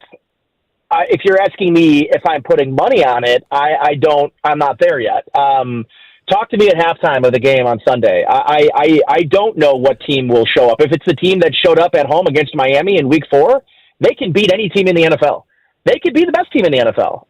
But if it's the team that showed up against the Broncos at 4 turnovers, if it's the team that showed up in New England, if it's the team that showed up on Sunday night against the Giants, they could lose to anybody in the NFL. So because of that variance, it's hard to pin me down and get me to think that I have the confidence that they can do this. They can go on the run necessary to get them in the playoffs. And then once you're there, anything can happen. Just get to the show, get to the tournament, and then anything can sort of happen from there. But I got to see it. I'm not as, I had a lot of people calling in post-game yesterday, really excited, and I wasn't trying to temper anybody's excitement. If you want to be excited, by all means be excited, but this is a bad Jets team that they needed to wallop on, and they should have been week 1 walloped on. That is not erased the last month of football that I've watched. So I'd love it to. It hasn't. And I got to see it against the Eagles here. They beat the Eagles.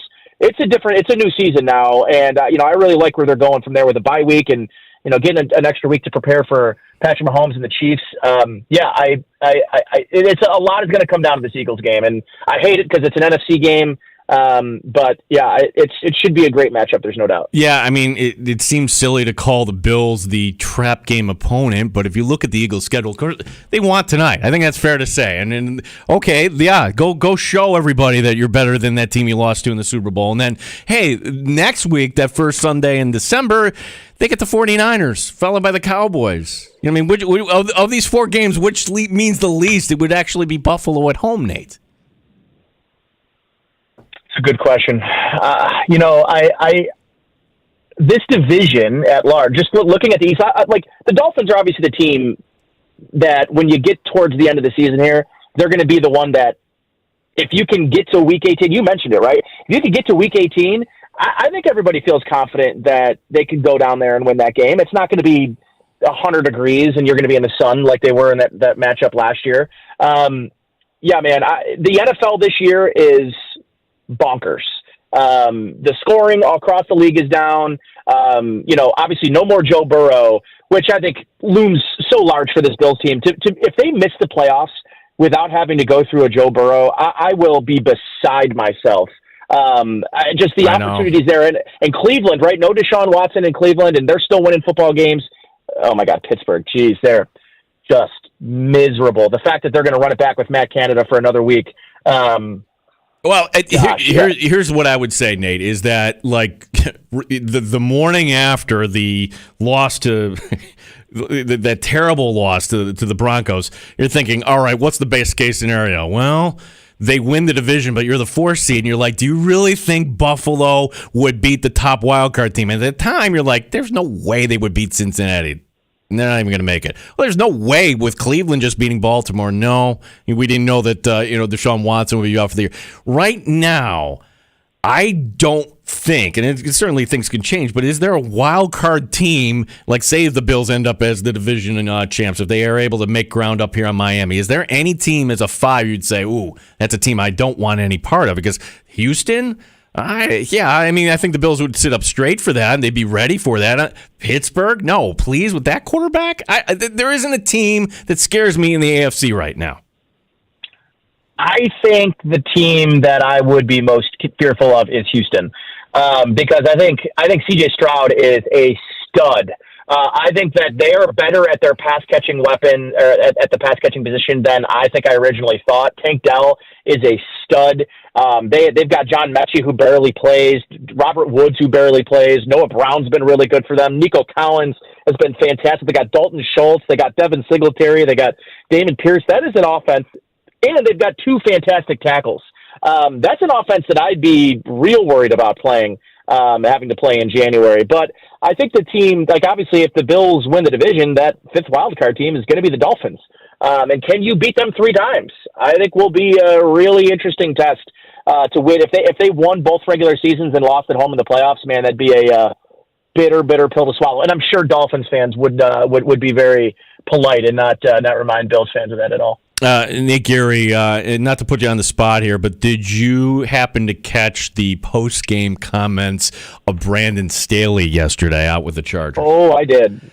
Yeah. How does he still have a job right now, Nate? Because just to turn and point the finger at reporters and then say, hey, the reporter just gently saying, hey, we're here representing the fans. I don't care what I talk about the fans. And then, just the classic deflection of, well, our run defense was fine today. No, but you gave up 325 yards through the air and your run defense was porous last week. So everything is bad right now with the Chargers. And that was one of those games that at the beginning of the year, I don't know if Buffalo gets this one.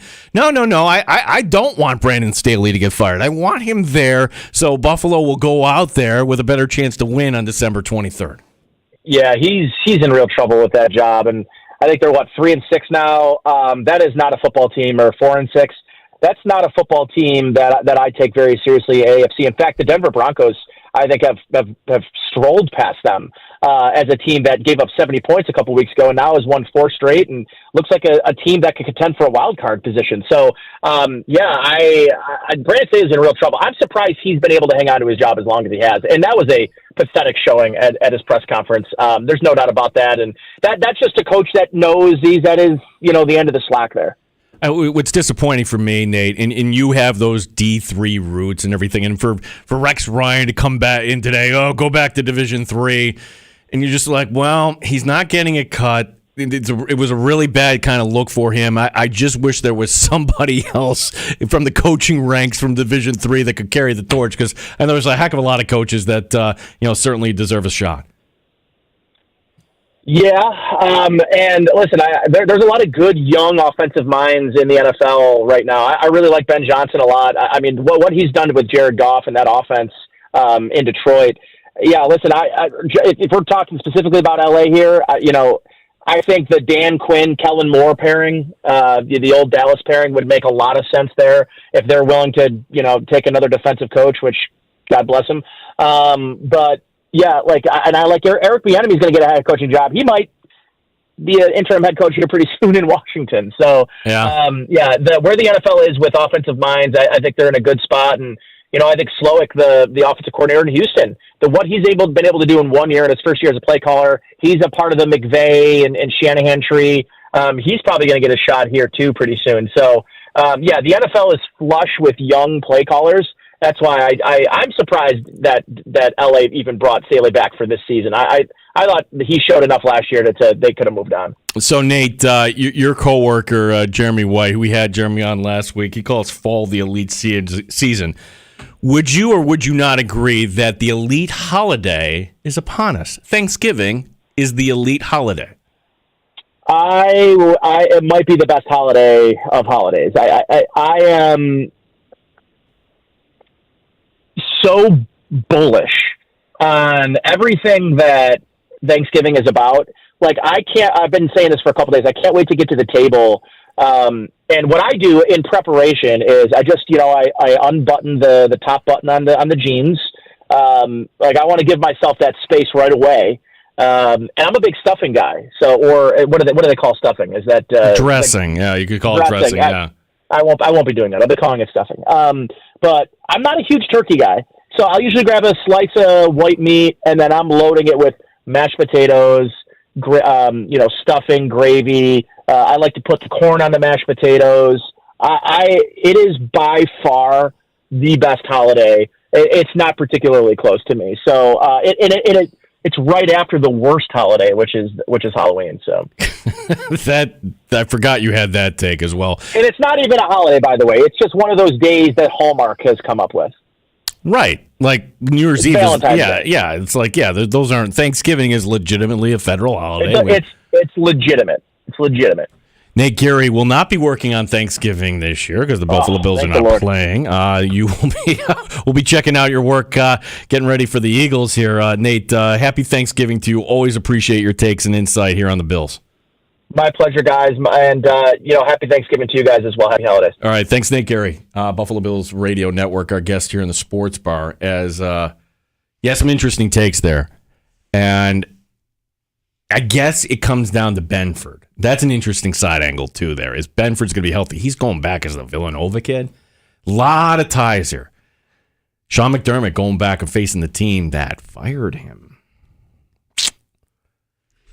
I don't know if McDermott was in Carolina, but he was never like the head coach. So this would be the first time as a head coach, other than the preseason game down there, that McDermott has gone down to Philadelphia. And you remember that story. Andy Reid, McDermott was the defensive coordinator. Andy Reid mid-season fired him. That's that kind of came up last week, just kind of pointing out, hey, when does the mid-season coordinator change ever work? And not too often here does that ever work. Other stories from the NFL here we can get to kind of real quickly. Last night I had the chance to catch up with Jets tight end Tyler Conklin, and he brought up something that completely escaped me. Yeah, I mean, they were playing, 5 days, Friday, so, I mean, you don't really have a ton of time to sit here and, think about it too much or feel sorry for yourself, right? Yeah, that's right. Like, wait a second. We're talking so much over the summer about, hey, for the first time we're going to have a game on a Friday, and it's Black Friday, and it's Amazon. Oh my gosh, it's here. Like, I'm telling you, it didn't even cross my mind until he mentioned that. So that will be something. And the news out of New York today, Tim Boyle gets his first start for the New York Jets. He came in relief yesterday. By that point, you probably weren't paying close attention, I imagine. The Bills were up at that point by 26-6 score. Regardless, it was over by that point. Boyle really didn't do much. This is not Boyle's first NFL start. I don't remember any of this, Dan. He made a couple starts with the Lions in the COVID year, which wasn't very good. The San Francisco 49ers, they're going to be without safety Talanoa Hufanga. Yeah. Thank you. ACL. Hufanga was first-team All-Pro in 2022, and the Niners have a short week, too. They play on Thanksgiving night against Seattle. And look, we played the sound for you earlier. We'll play it again coming up in happy hour. But Packer fans, don't be fooled by Jordan Love. That was a bad Chargers defense he went up against. Love throwing for 322 yards, 2 touchdowns, no interceptions. That was the most passing yards in Jordan Love's career, believe it or not. Brandon Staley's still with a job. I don't know how. Ron Rivera also with a job, too, still hanging on. We got happy hour coming up, which means time for your calls at 866-4326, 866-4FAN. My name is Gene Battaglia. Thanks for making us part of your ride here on the Fan Rochester. Odyssey has sports for every fan. Keep up with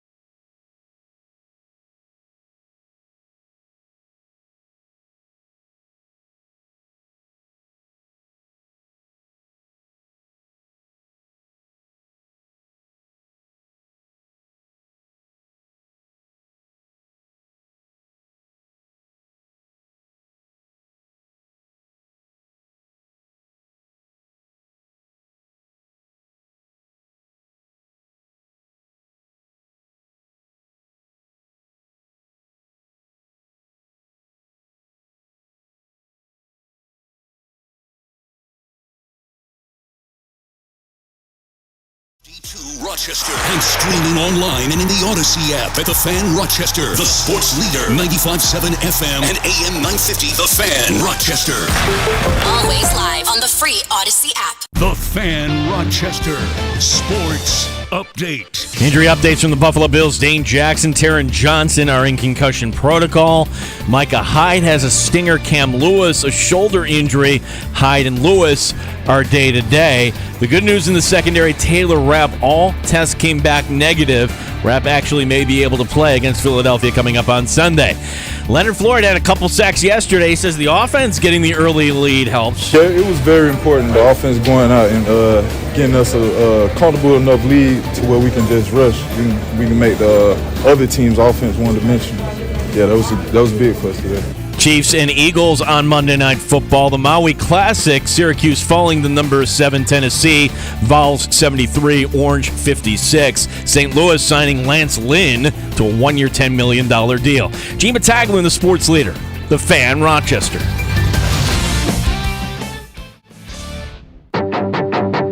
The Sports Bar with Danger and Battaglia. Your final once again, 32-6. The Bills over the Jets to improve to 6-5 on the season. Joe Brady passed the test with flying colors against a very good defensive unit of the Jets. Joe took advantage of his opportunity. He brought a lot of energy this week. I'll just start by saying a win is a win. And they're hard every week, but you got to earn them. Everybody brought a contagious energy, and we all kind of just fed off of each other. Our defense played outstanding, but Reggie Gilliam, something to tell him on play one. That's what it came down to. I'm not a fan of the Jets. Like, very disrespectful players. Mike Danger. It's a victory Monday, and I think you did what everybody expected you to do. Gene Battaglia. That's why, you may not have been doing cartwheels over the Bills, win over the Jets, but I'll tell you why you should. 95.7 FM and AM 950, The Fan, Rochester. How about Khalil Shakir? 3 catches, 115 yards, the longest touchdown in the NFL this season. Not just the Bills, the entire league, 81 yards. Khalil Shakir, our man on the mission. The Fans' man on a mission, brought to you by the Open Door Mission. Go to opendoormission.com to see how you can guarantee a win for someone today. Gene Battaglia with you on this Monday before Thanksgiving. Thank you for making us a part of your ride home. And hey, the Bills won a game. And sure, you could say it was the Jets. That Jets offensive line might be the worst in the league. The quarterbacking, yeah, tell me a worse situation than what they have in New York right now. But on the other hand, that still was a top 5, top 10 defense, however you want to slice it, that the Bills eventually wore down and had their way. And for the first time since the Miami game, which was October 1st, that looked like the Buffalo Bills offense that we expect. You saw a little flicker of it, I guess, in the Tampa Bay victory in the first half. But to see Josh Allen do different things, Nate Geary brought this up. A 4th and 2 where you're rolling out and finding the running back in space. Wow, what a concept. What a cool thing. Motion, not just for the sake of motion to set up other things. Like to see Ty Johnson come out of the backfield the way he did and then let him take it the distance. And again, I think Dalton Kincaid is one of those special talents that you know when you see it. And it's not anything like that you're going to be getting super, super excited about. But when you can just move downfield, catch the ball, 6-7 yards downfield and know which way the linebacker is leaning and then adjust your body accordingly and get another 5 yards off it, that's a special player. And Nate brought this up. What about the future of Dawson Knox? Now, this was Sean McDermott today, actually. Hey, Dawson Knox, he's eligible now to come off of IR. What's going on? Well, we want to give him some more time. Okay, that's certainly possible. Wrist injury, wrist surgery, who knows when we'll see Dawson Knox back. But the idea that on a team where now you can't afford to pay everybody, do you look at that $14 million that Dawson Knox is due to make next year? I don't know. Well, at least it's going to make the last 6 games interesting here. Bills win big. Our number, 585-866, 4FAN, 866-4326. Joining us first up, Chris in South Central Kentucky. What's going on, buddy? Oh, not too much. Enjoying a victory Monday. And the first thing I need to say, and I'm glad Dan DeLorean is there for this, I need to personally apologize for calling for his firing last week.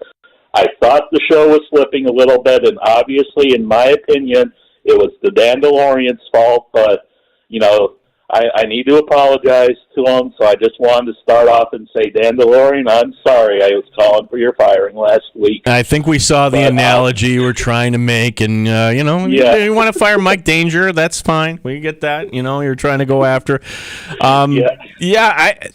Gosh, Chris, you look at that offense and you wonder, okay, sure, circumstance, whatever. Why didn't they make this move earlier? I guess that can be question number one. And then I'm just wondering, with tongue in cheek, sort of okay, if there are 11 men on the field, is Ken Dorsey still the offensive coordinator for the team? Yeah. Well, I don't know the answer to that question, obviously, but what I will say is I think last night we saw what an offense where Gabe Davis wasn't even targeted once looks like, and you're giving, and I don't know if this is just Joe Brady noticing this, but Khalil Shakir and Dalton Kincaid are fighting it out to be the number 2 target on this team, and both of them showed out yesterday. Kincaid especially, on that 81-yard touchdown pass, he threw a block. Kincaid threw a block that took out 3 Jets. Yeah. I don't know if you caught that or not. Oh, yeah. And then the other thing, the other thing I wanted to point out is I know that Allen is really engaged in the game when he does something that you just don't see very often. And last night he threw a block, and I think it sprang the receiver for an extra 3 or 4 yards. But the last time I saw a Bills quarterback throw a block was Doug Flutie. And it's I haven't seen that in a long time. So I think this was the right move to move forward. I don't know what Joe Brady saw that Ken Dorsey didn't, but if last night is any indication, I really do like the Bills' chances moving forward. Yeah, Chris, appreciate you. Happy Thanksgiving. Always appreciate your contributions. You've been well. Appreciate you getting us started off here. Our number 585-866-4FAN. About Gabe Davis. Again, Gabe Davis, no targets. And what did he talk about after the game? He's a team captain. Again, in the tunnel waiting before the locker room is open, and Gabe Davis doesn't even shower. He's just getting out of there right away. So sure, there might have been something going on, but it kind of gave you that image that he was not happy last night, did not want to talk. And after a win, realizing maybe that's a bad look, get me out of here. And there's only one exit. I'm sure other NFL locker rooms, they have the secret exit or whatever. No, there's only one way in, one way out. And that's wait a second. Coach just spoke and you're already in street clothes and you're already out of there. That was pretty quick. Don't give up on Gabe Davis, but the idea that target share on this team should be obviously Steph Diggs number 1. And they were tailing him yesterday, no doubt. Kincaid number 2, and I think we can say now Shakir. Shakir is number 3. Maybe the time has come for Khalil Shakir. Yes, the one big play yesterday might be a little bit of recency bias, but when you look at the last 6 weeks and when Josh Allen hasn't been on the same page, who's the receiver more often than not he's not on the same page with? It's number 13. So for Gabe Davis in a contract year, it's been very disappointing. 866-4326. Dandelion, who do we have, buddy? We have Greg calling in from Rochester. Greg, what's up, buddy? Hey, bud, what's going on, guys? I agree with a lot of what Chris said on Gabe Davis. I'm going to go on a Gabe Davis rant, too. Also with Nate, most of his takes I totally agree with the exception of that very last one, which I totally flushed it as soon as he said it. Now, Brandon Beane, at the end of last year, was talking about Gabe Davis and the potential of Gabe Davis, and he was boasting about him in a press conference and saying that, oh, no, this is the guy. Now, do you think that Beane will have the same stance now? Also, Dan, thank you so much for bringing some, aesthetics to the crew, okay? You look great, guy. Thank you. Appreciate it. Thank you. Yeah, Dan's got he's got the hair combed over nice. He's got the nice specs wearing today. If you're watching, Greg is watching, I think, on YouTube. He said he was watching when he you can watch us on YouTube, Twitch. We're all doing that. And Greg, may I be the first to wish you a happy Thanksgiving? Hey, you as well, Gene. Dan, happy Thanksgiving to you guys Thank as well. you. Yeah, thanks very much, Greg. Gabe Davis. All of a sudden, it's like a moving target here with Buffalo Bills football. Like, even when they win, we're like, And I think that this offense right now, it took a while for us to get to this point, but running the football a little bit more, being a little more consistent with this. You have James Cook, using James Cook, okay? That's number one. Introducing Ty Johnson in this role that we were hoping Nyheim Hines would get in. Like, wow, a wheel route. What is that? That's kind of cool. Let's do that again. Just gives you something to kind of think about here if you're an opposing defense that, hey, if that receiver, if that running back is in the flat to the right, maybe you want to cover him. And if he's not, let's just kind of take the free yards there, and then maybe something big would happen. The idea, though, that the target share should go Diggs 1, Kincaid 2, and then and now Shakir 3, and Gabe Davis. Where does Gabe Davis kind of fall? And Hardy and Sherfield. Like, I had to take last week. Like, this wide receiver room kind of is begging for an extreme makeover. And Greg, to answer your question, what does Brandon Beane say? Maybe in a weird way he's pumping the tires again just to kind of, I think he knows there isn't going to be. The Danger and I have disagreed on this. The Danger's like, no, he's going to get wide receiver money from Carolina. I'm like, no, I don't think so. Not at all. We were joined last week by Matt Perino and said, well, maybe he gets like a $3 or $30 million deal, something like that from some team, which, okay, maybe in that neighborhood. But I want to look ahead here. 6 games to go. And now the reality is, can you track down the Dolphins? And what's different now is, as opposed to last Tuesday, it looked terrible. Did it not? Like one of the worst regular season losses in franchise history. No, you can't deny that. You cannot deny that, the way you just handed that game over to Denver. And it results in a coach getting fired? Yeah, it was a very tumultuous 48 hours here, but something happened in the league. A few things happened. Namely, it's not good for the league when quarterbacks go down. But my take on Tuesday was, well, even if the Bills do track down the Dolphins, you really think they're going to be favored going in at home against the Bengal team? And no, you don't have to worry about Cincinnati anymore. Yes, Cleveland won yesterday. If they're playing a team with a quarterback that moves the football in the postseason, I don't know if I like their chances or not. And that would include Buffalo if they had to come up here. And we just asked the question to Nate Geary, like, is there a wild card team potentially if the Bills ended up as the 4 that you wouldn't want? Houston. I'll listen to that.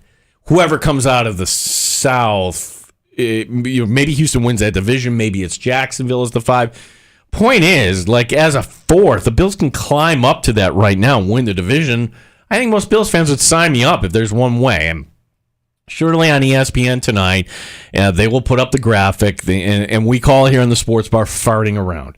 Not in the hunts, not farting around. And right now the Buffalo Bills are farting around. They are the first team out of the playoffs. They're not going to be helped by having that bye here in a couple weeks. But this is now the part where if they somehow get by these next 3 games and still are, maybe they launch themselves into a position, or they're still at the top. If they're at the top, team farting around, coming up, entering that Charger game, I think they get in. It could go into like Christmas week where you're like, oh my gosh, the Bills are out of playoff position. No worries here, because of these next 3 games, Philadelphia, and then you have Kansas City after a bye, and then Dallas. And that Dallas game looks really tough, does it not? Not to say that Kansas City and Philadelphia don't, but Philadelphia tonight, they're going to be sky high for this game. How could they not be? It's prime time. It's the team they lost to in the Super Bowl. It's the team they want to show the whole world that they're better than. The team that they play following the Buffalo Bills at San Francisco. San Francisco, the team that wants to knock off Philadelphia and win the NFC. The team that outside of Detroit, really is the top contender right now in the NFC to Philadelphia. And, oh, by the way, after that, you get Dallas. So for Philadelphia in their next 4 games, the least important is Buffalo. Now, every game would be important, I guess, if you're trying to keep pace and get that 1 seed, home field advantage, get that first round bye. I get all that, but I am presenting a scenario to you that where this is difficult, it's not impossible. It really isn't. Like the Bills, if the offense picks up, that Jet defense is good. And the Bills, yeah, it took them a little while to kind of get dialed in, but once they did, and once they started to wear them down, and credit the defense for getting the ball back all those many times, and some good field position starts, no doubt about it. It all kind of adds up. But if you can carry that over, and there's no such thing as momentum, Gene. No, but there's a thing as, hey, this is the offense that we're supposed to. If we see that identity going down to Philadelphia, and Philadelphia has a shaky secondary, then yeah, you can be fine in this game. You can compete against the Eagles. I will say that. Here's the problem. The problem is this. You can be ridiculously shorthanded in the secondary, and that's the concern going down to Philadelphia. The news from today. Now, let's start with a positive. Taylor Rapp, who left that game yesterday on an ambulance. So the story I heard was the ambulance didn't even get out of the parking lot, basically. They just like, okay, he's going to be fine. We don't need to go to the hospital. Sean McDermott said so after the postgame last night, said that Rapp was home following the game last night. So all tests today came back negative on Taylor Rapp. Just speculation on my part. Those stingers can kind of be scary. I don't know if that's what it was. It was just a hit that all of a sudden Rapp is worried, and then all of a sudden so you had 2 players taken out on that. Taron Johnson being the other. Johnson in concussion protocol. Dane Jackson in concussion protocol. Micah Hyde had a stinger at the end of the game. Cam Lewis has a shoulder injury. That's 1, 2, 3, 4, 5 guys in the secondary right now. 5 guys in the secondary that you could be down. Now, again, you're hoping Rapp can play. You're hoping that Hyde can play. And maybe if you get one of the 2 corners. Now, the good news is Brandon Beane, his staff earned their keep with that trade for Rasul Douglas. Rasul Douglas, he's good. And he is an anomaly. You've heard Dangers talk about the life cycle of a corner, right? Life cycle of corner is you come in with a natural ability and you're making plays, and then once you learn the technique, that's when you kind of you peak, like you're 2, 3, 4. Like take for instance Tre'Davious White, but then the skills erode and the technique you're trying, and then all right, that's why corners quite often kind of burn out before their time in this league. Not this guy. Rasul Douglas is somebody that complete opposite, was in Philadelphia's camp and got cut. And then, all right, the Packers kind of pick him up, and he's doing good things, but are the Packers treating him like a corner they should, or are they just treating him like a found asset and like, okay, well, do we want to give him money? Not so sure. Okay, let's just trade up for better draft position here. Oh, my gosh. Like, you found a decent corner for a draft pick swap? That's it? Like, you slide back from the 3rd to the 5th. Okay, fantastic. Like, that deal right now, if the Rasul Douglas deal doesn't happen, I don't know what we would be talking about going down to Philadelphia this week. I mean, that's how valuable how things are right now. I'd have to look up, actually, how many times Josh Norman has been elevated. No, you're only allowed, I think it's 3 elevations, and you can't just and then afterward, okay, you can't use that.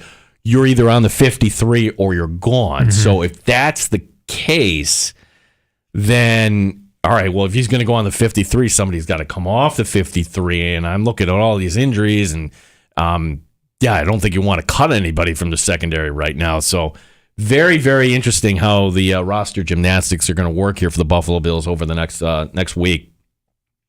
Fascinating game. Fun part of yesterday's game, did anybody catch this? Will Cleveland, good friend of the show, others pointing this out, they show the players kind of walking. The Amerks do this too. Hey, walking into the game, and who has more style than anybody? not just in sports in Western New York. I'm just saying in our area, period. It's Steph Diggs. Steph Diggs, a guy who went to the Met Gala, okay? Like, my goodness. Like, style. And there's the picture of Steph Diggs walking into the stadium yesterday wearing a Rochester Rattlers throwback jersey. For folks who maybe are new to town or maybe have forgotten, but we had a pro lacrosse team here in town.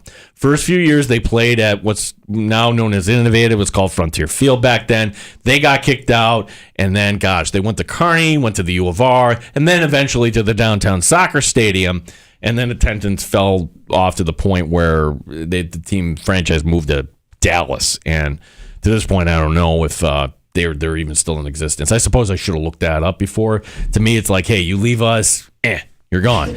That was fun, and like to have lacrosse, an outdoor team. That outdoor lacrosse though really hasn't taken off as many. It was a fun kind of novelty. The indoor game, and part of it probably is, hey, we're looking for more sports while the weather is kind of like but once it's nice outside, it's like we're on vacation, we're doing this. And the problem for the league too is, like, true lacrosse people, they look at it as like a bastardized version of their sport with the 2-point line, and like the rules aren't. Anyways, I'm getting off track. The point is that Steph Diggs was wearing something Rochester. I want to know, like, okay, are you a lacrosse fan? Is it the style? I mean, like, never did I even think that would be kind of a possibility. I thought that was just kind of a fun little sidebar thing for Bills fans yesterday. The other thing, too, yesterday, you may have saw this. Like, Clemens and Dawkins in the tunnel yesterday.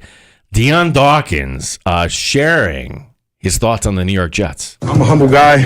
I'm not a fan, man. I'm not a fan of the Jets. Like, very disrespectful players. It's what it is. And when we can run and pass and beat a team and like that, cool.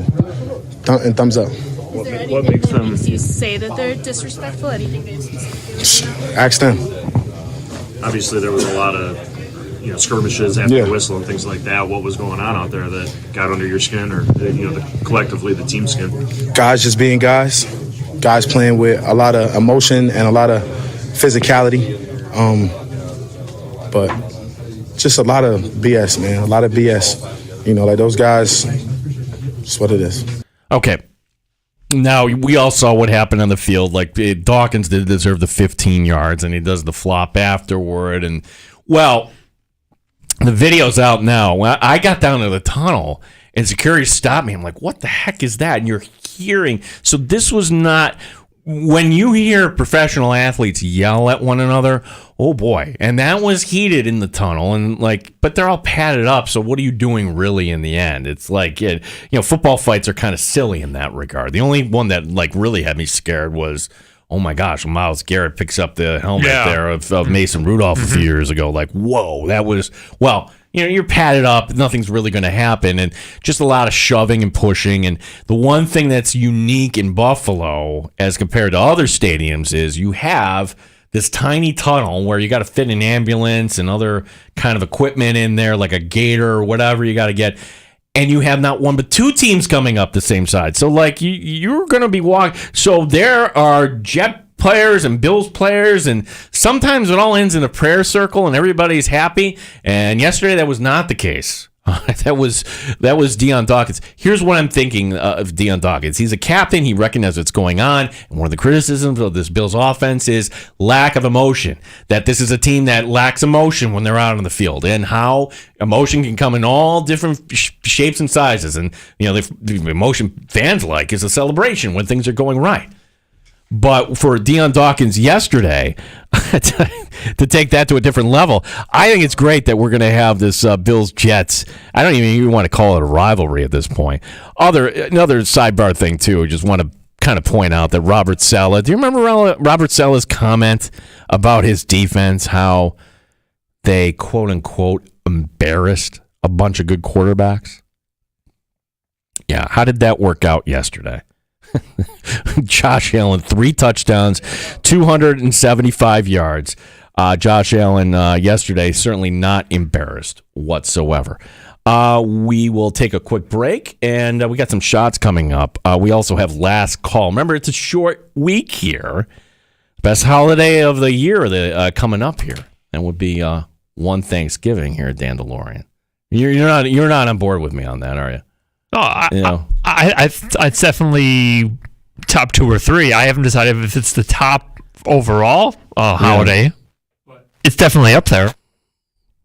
Well, you want to surprise your loved ones with a gift of self-care by giving your loved ones a gift card from the spa at the Del Monte. A gift card allows that special someone to indulge in one of their signature spa treatments, bask in their salon services, and treat themselves to the many luxurious products in the spa at the Del Monte's boutique. Visit them at the Spa Del Monte or purchase a gift card instantly at delmontespa.com. Happy holidays from the spa at the Del Monte. Odyssey has sports for every fan. Keep up with your favorite team.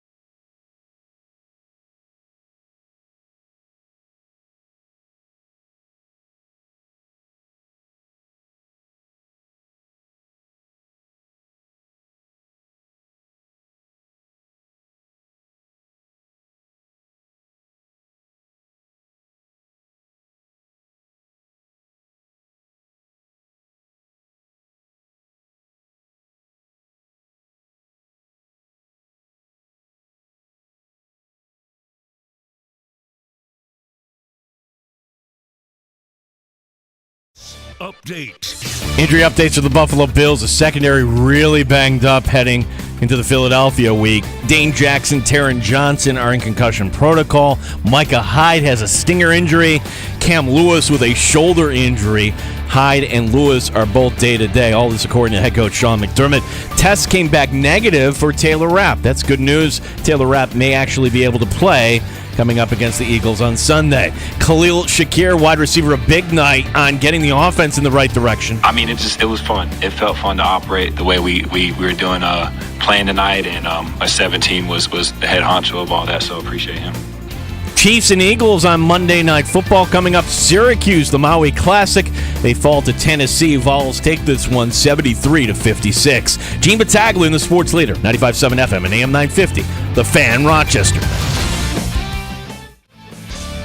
The only way to take the Fan Rochester with you is the free Odyssey app. Download it today and follow the sports leader, 95.7 FM and AM 950, The Fan, Rochester.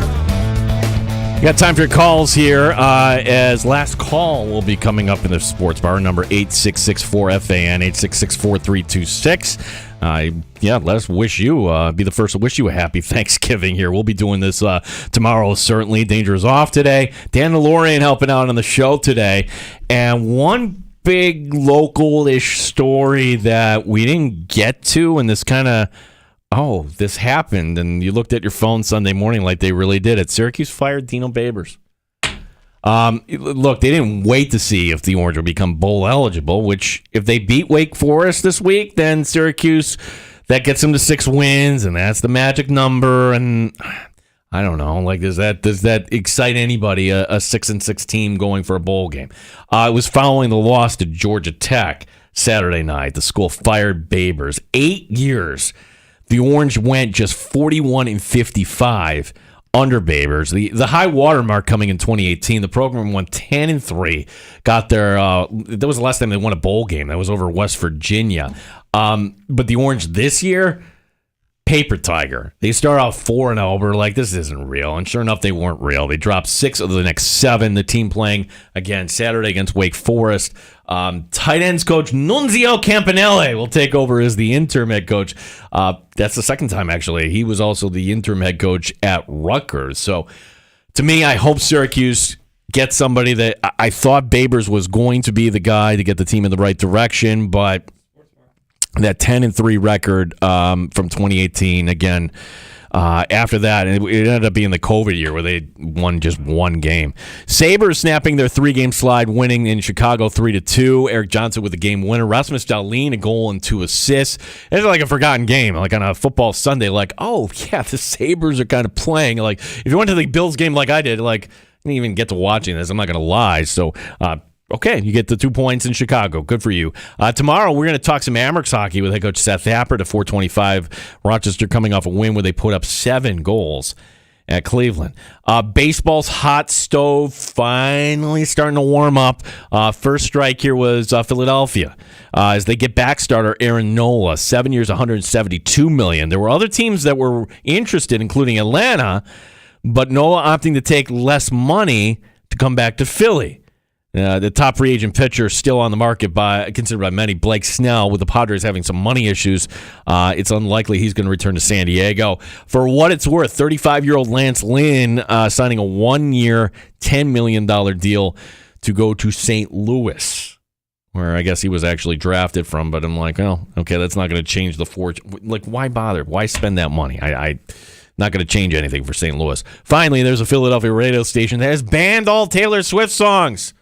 Get it? Advance it tonight's showdown against Kansas City, which to me is kind of silly considering that Taylor Swift is actually from outside Philadelphia and that actually her family are Eagles fans. What's next, Philadelphia? Are you the Bills on a short week? Are you going to ban chicken wings too? Like, what are we doing? The dumb radio stunt. That shot's in the sports bar. 866-4FAN, 866-4326. Gene Battaglia with you and Dan DeLorean. Dan DeLorean playing the role of Roz, if you remember the show Frasier. That's probably before your time. I remember the show, but I'm not as familiar with the character, unfortunately. You're not as good looking as Roz. Oh. But who do we have? We have Matt calling here from the city who wanted to weigh in on Dino Babers. Matt, what's going on, bud? What's up, guys? Gino, last week I called on Tuesday and fired off a big old take about the Bills as a pretty pessimistic Bills fan at the time, and remaining pessimistic about our local sports here. I grew up in Syracuse and just haven't been on the Debo Babers train the past few years, really. And last week, this past game actually cemented it for me, just in terms of like the program he's operating. So Del Rio or whatever, their backup quarterback there, they left home. He didn't even make the trip. And I don't know, did you guys watch that Georgia Tech game? No, I'm sorry, I did not. I'm not going to lie. Yeah, that's how. Well, does that not tell you anything? Like that they're not relevant enough to tune in. It's basketball, Absolutely. yes, but football, like no. It's like no, I'm not going to rearrange. There's other options there.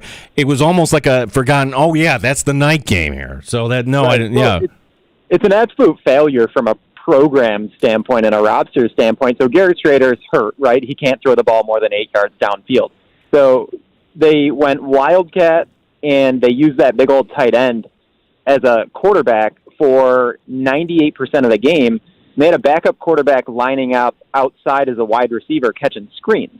So you're a Division I program in the ACC that doesn't roster a capable backup that can come in and operate a simple offense.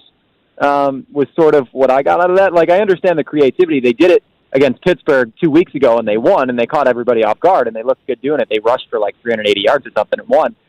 But you're not going to be able to do that repeatedly with success, and you don't have a capable backup quarterback. I don't know. Big old failure, I think, in terms of building a program and a roster. Well, Matt, I think too, like Babers, and this is what Danger and I were talking about a couple weeks ago, where he's just bemoaning the portal, and it's like that is, as we call, language of losers type of talk. Like, this is the new world. You will have to play by these rules, and if you're going to lose players, then figure out a way to get the funding here. And it's not. There are different. It's not like Syracuse is the outpost of outposts here. Like, stop with that. I'm not asking for them, Matt, to compete on the level with Alabama and Georgia or whatever. Can you just be better than the majority of teams here in what is? Can we say of the 5 conferences, like the ACC is actually the 5th of the Power 5?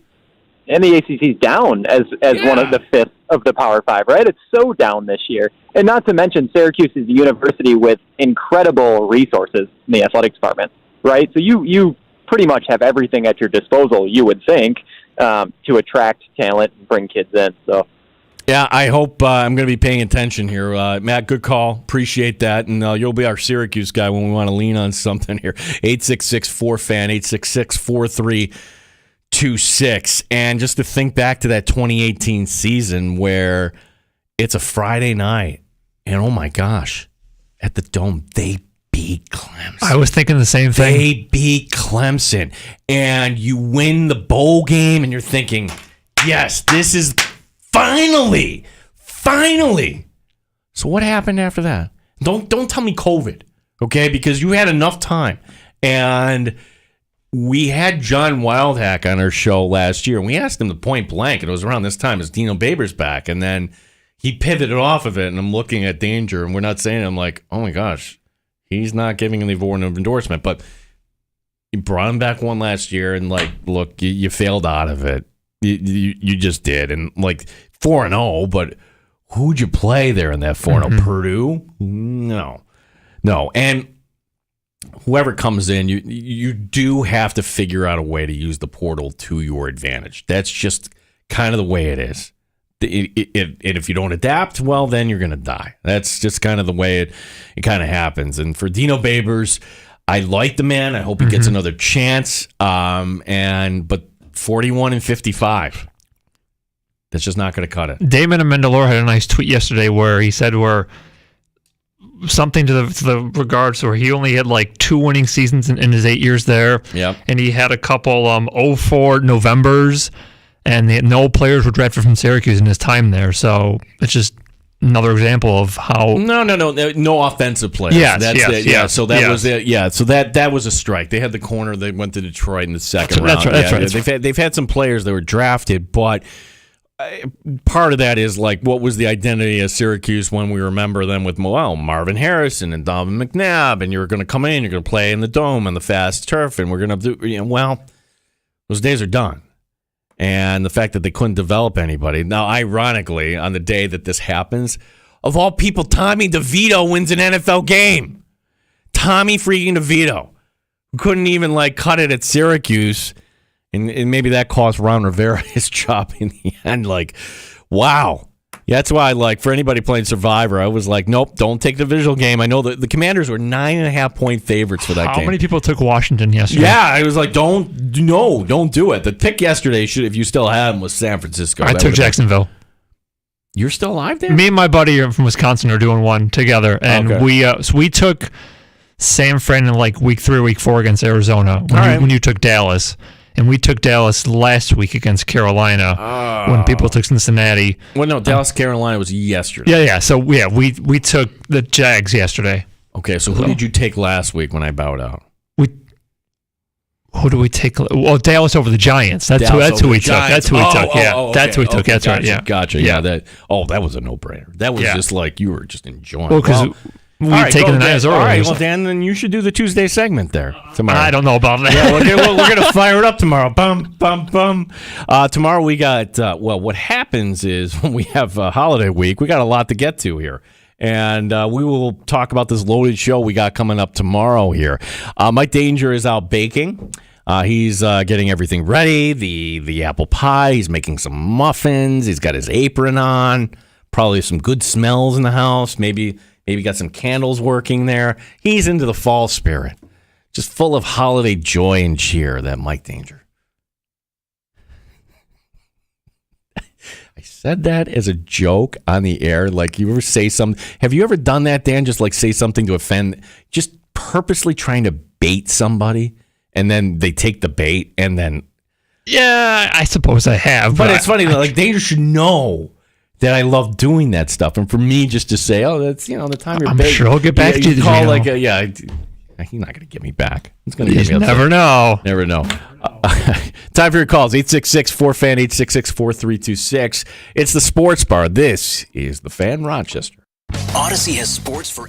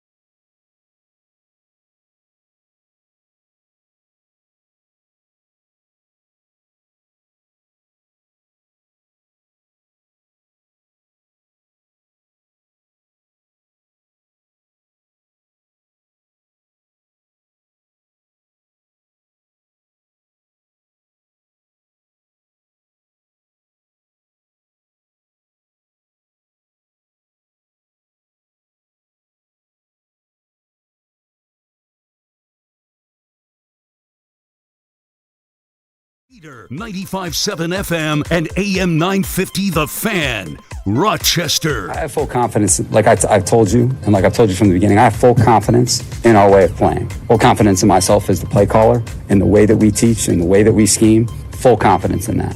We got to bring this group together and do it consistently, okay? And that's where it's at. So you can stop asking that question, okay?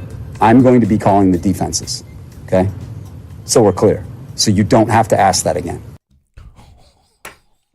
Ask him one more time, please. Ask him one more time. That's Brandon Staley, which I'm nominating that for Take of the Year. Danger is not there. Stop asking that question. Stop it. Your defense, stop asking that. And then there's another reporter that gently reminds Brandon Staley what the role of a reporter is. Okay, it's like the fans can't ask the questions directly, so that's why we're here. And Brandon Staley doesn't care about you fans. I'm not here to talk to the fan base. I'm here to talk to my players, the locker room. I know that we give ourselves a chance to win every single week with the game plans that we have, okay? And we have done it here. You guys act like we've never played good defense. That's not the truth. That's not the truth. You act like we haven't made any improvements. Today, in the run game, we played outstanding. We're rushing the quarterback well. What we got to do a better job of is in the passing game. And that's where our full attention is, and it's where it will continue to be. There were a lot of other things that caused us to lose today. It certainly wasn't our defense. It was the way we played as a team. We didn't play well enough on the red zone on offense. We dropped too many passes. Okay, we gave up a few killer sacks. Okay, we did this as a team. Stop making it about one unit, because that's not what happened out there today. Our team lost, and I am fully responsible for it, and I take full responsibility. But we lost as a team today, and that's the storyline. He's pounding on the table like you, Gino. Oh, he's angry. He's very angry. But unlike, I am not an NFL head coach. All right, and you have to be presidential. And if you're still hot about things, you know what? Give yourself an extra 5 minutes. If you're still hot, give yourself 10 minutes. You can't go up there and getting all emotional like that. You even said it earlier. You said after the game, the players have a 15-20 minute period where they get to cool down the locker room. Why don't the coaches do that too? They do. Well, okay, they do, but that set him off. And when things don't go right, guess what? You're going to be asked about it. And don't give me that, well, look, last week we gave up over 200 yards, which they did. They were terrible on the ground. Well, we were much better this week. Yeah, that's because Green Bay's running back went out. Yeah. Okay? And then, let's go through the air. Your defense is so bad that teams can do it any way they want to. You have the second highest payroll when it comes to defenses in the NFL. And that's the result? Wow. That's why I'm thinking if the Bills can find wins here, I'm asking for 2 or 3, but even if they get 1 or 3, they're still alive because that team, the Bills, their defense is terrible. The Bills aren't going to lose twice to the Patriots, and then, all right, I'll take my chances week 18 in Miami. Interesting how this NFL goes up and down. Tomorrow on the show, I haven't even gotten to this. Tomorrow on the show, 3:25, Matt Perino. We'll be joined by PJ Glasser on the show tomorrow. We'll be joined by Emmerich head coach Seth Appert on the show tomorrow. We will be joined by RIT head coach Wayne Wilson on the show tomorrow. Thanks for listening. CBS Sports Radio up next. That time again.